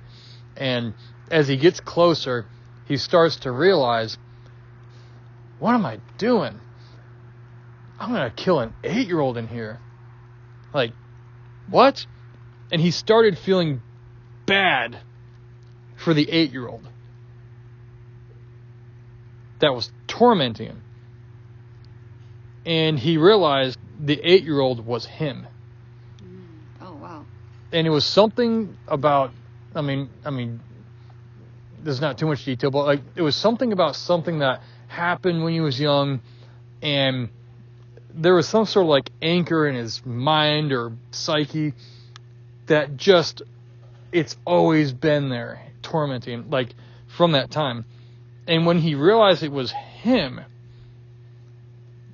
like, it's almost like the devil was within. It's like the devil wasn't like this monster out there. It was what he was doing to himself, and he didn't know it until he saw it. And then that's when he had, like, a lot of compassion for it, and all the pain and struggle just went away. Wow. He's like, it was me the whole time. He didn't know it. Me against me. That Yeah. song. Well, you wonder, like, these video games where, like, a lot of times you get to the end, the final boss, it's where you have to fight yourself. It's like the dark shadow you. Yeah. Wonder where they got that concept. Oh, yeah. Yeah, like, they were tripping. Because how else would you think of that? It's amazing. Another thing that I saw in my mind was when I was standing out in the sun on the afternoon session, a real powerful one. Well, I had gone into the bathroom, and when I walked in there, to go to the bathroom, the mirror's there. Oh. And I'm looking at myself. Don't look in the mirror. Oh, it was like I was looking at someone else. Really? But it was me. But the more I stared without blinking, like, my face was changing. And I kept thinking to myself, we're humans. Like, we're the ultimate. I had this realization, like, we are the ultimate creation.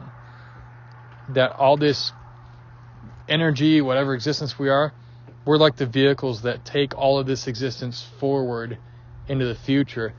And then I saw, after I came back outside, Like, I said, tell you good night. remind me Yep. of the mirror in the eye. Okay.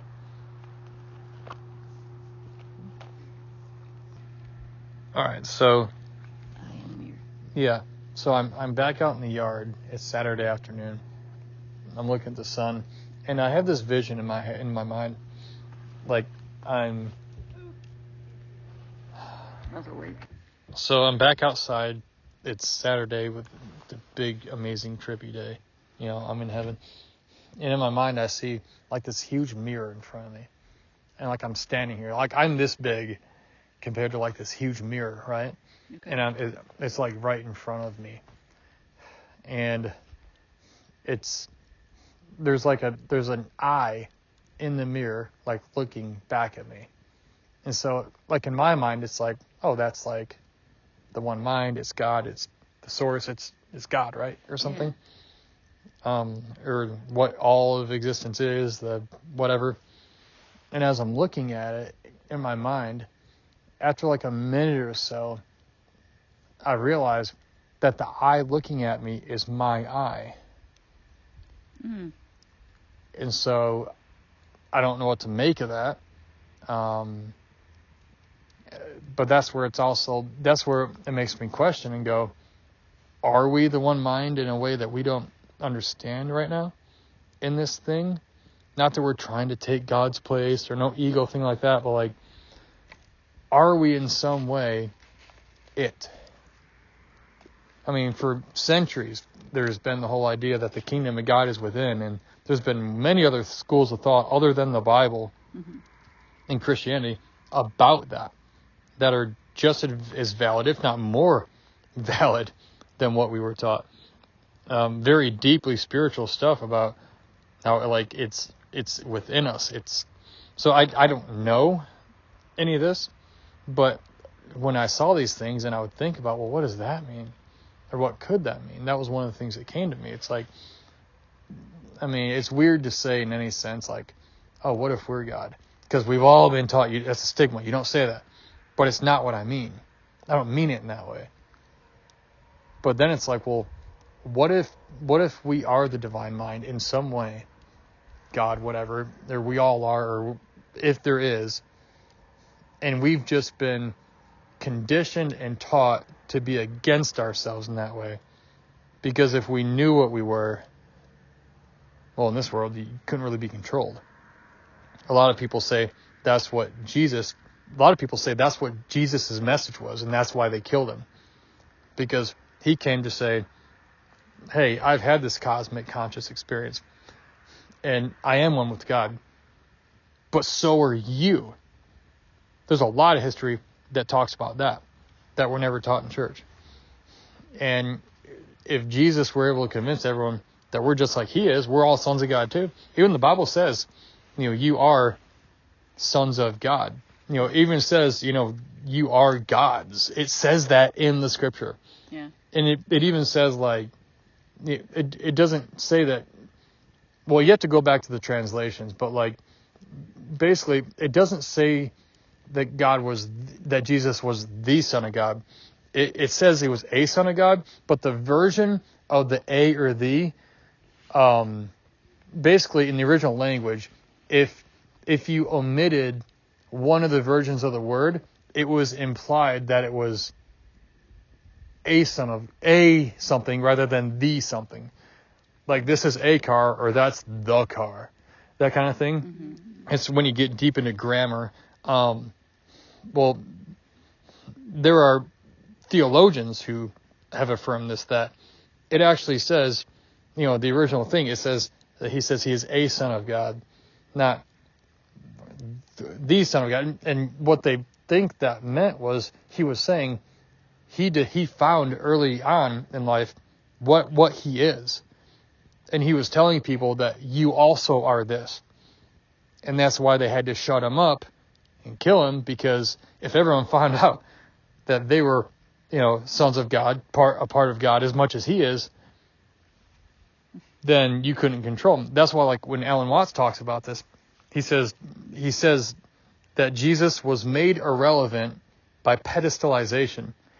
It's like they killed him and they said, yep, he was the one and only. He came, but it was done with him, baby. Like, it's done.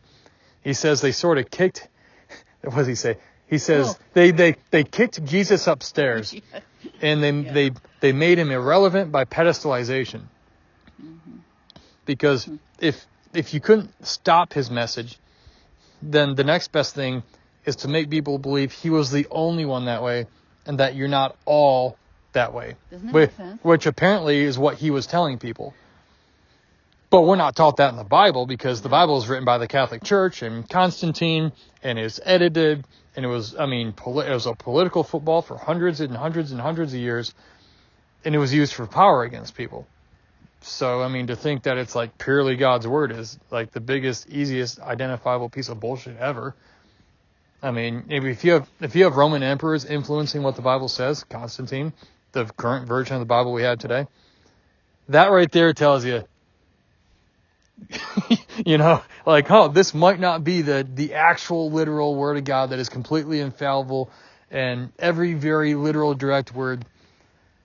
And like, the more I learn about this stuff, combined with these types of experiences, it more and more it's just like, it's so easy to see. Again, who the hell knows? I can't say. This is just my subjective personal experience. Yeah. But all I know is I've always had a problem with church. Even growing up, I've never enjoyed it. I've always hated going. Nothing in me ever liked it. Even when I was a kid and I didn't know I wasn't supposed to, or I was supposed to and I didn't. There's something about it, like, I've never ever I never felt naturally in alignment with it. And I didn't know that until like later in life, like now, where it's starting to make sense about like, oh, maybe that's why. Maybe because I never believed it, because a lot of it's bullshit. And there was something in me that knew that, but I was so pressured and influenced by church and family and social pressure, and you know, I used to make up fucking sins that I did so I'd have something to say to the priest, because I went to a Catholic school and you had to do confession. Yeah. I used to make stuff up to make it look like I wasn't sinning, and then lie to a guy to make it look like everybody sins all the time, all day long. Yeah.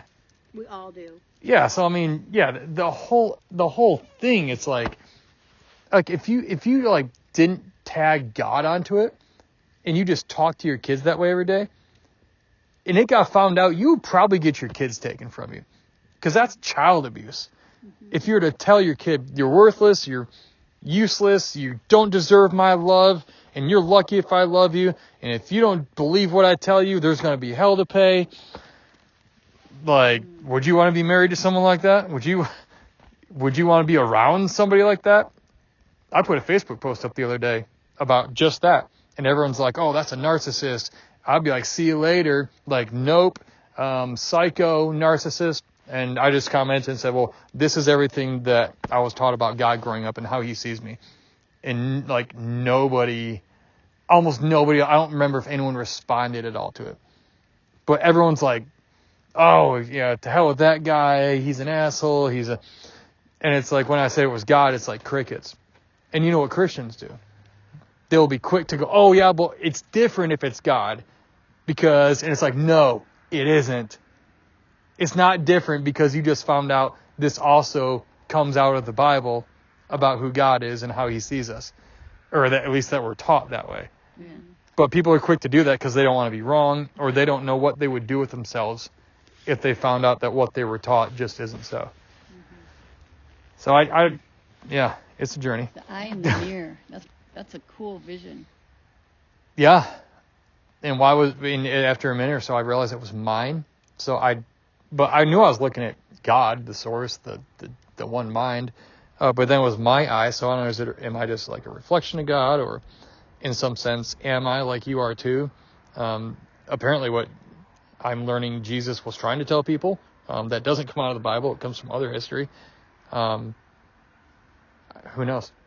I mean, now we're just down to interpretation of like, well, what does that mean? Like, well, who knows? Wow. Yeah. So that was my weekend. God. I cannot wait.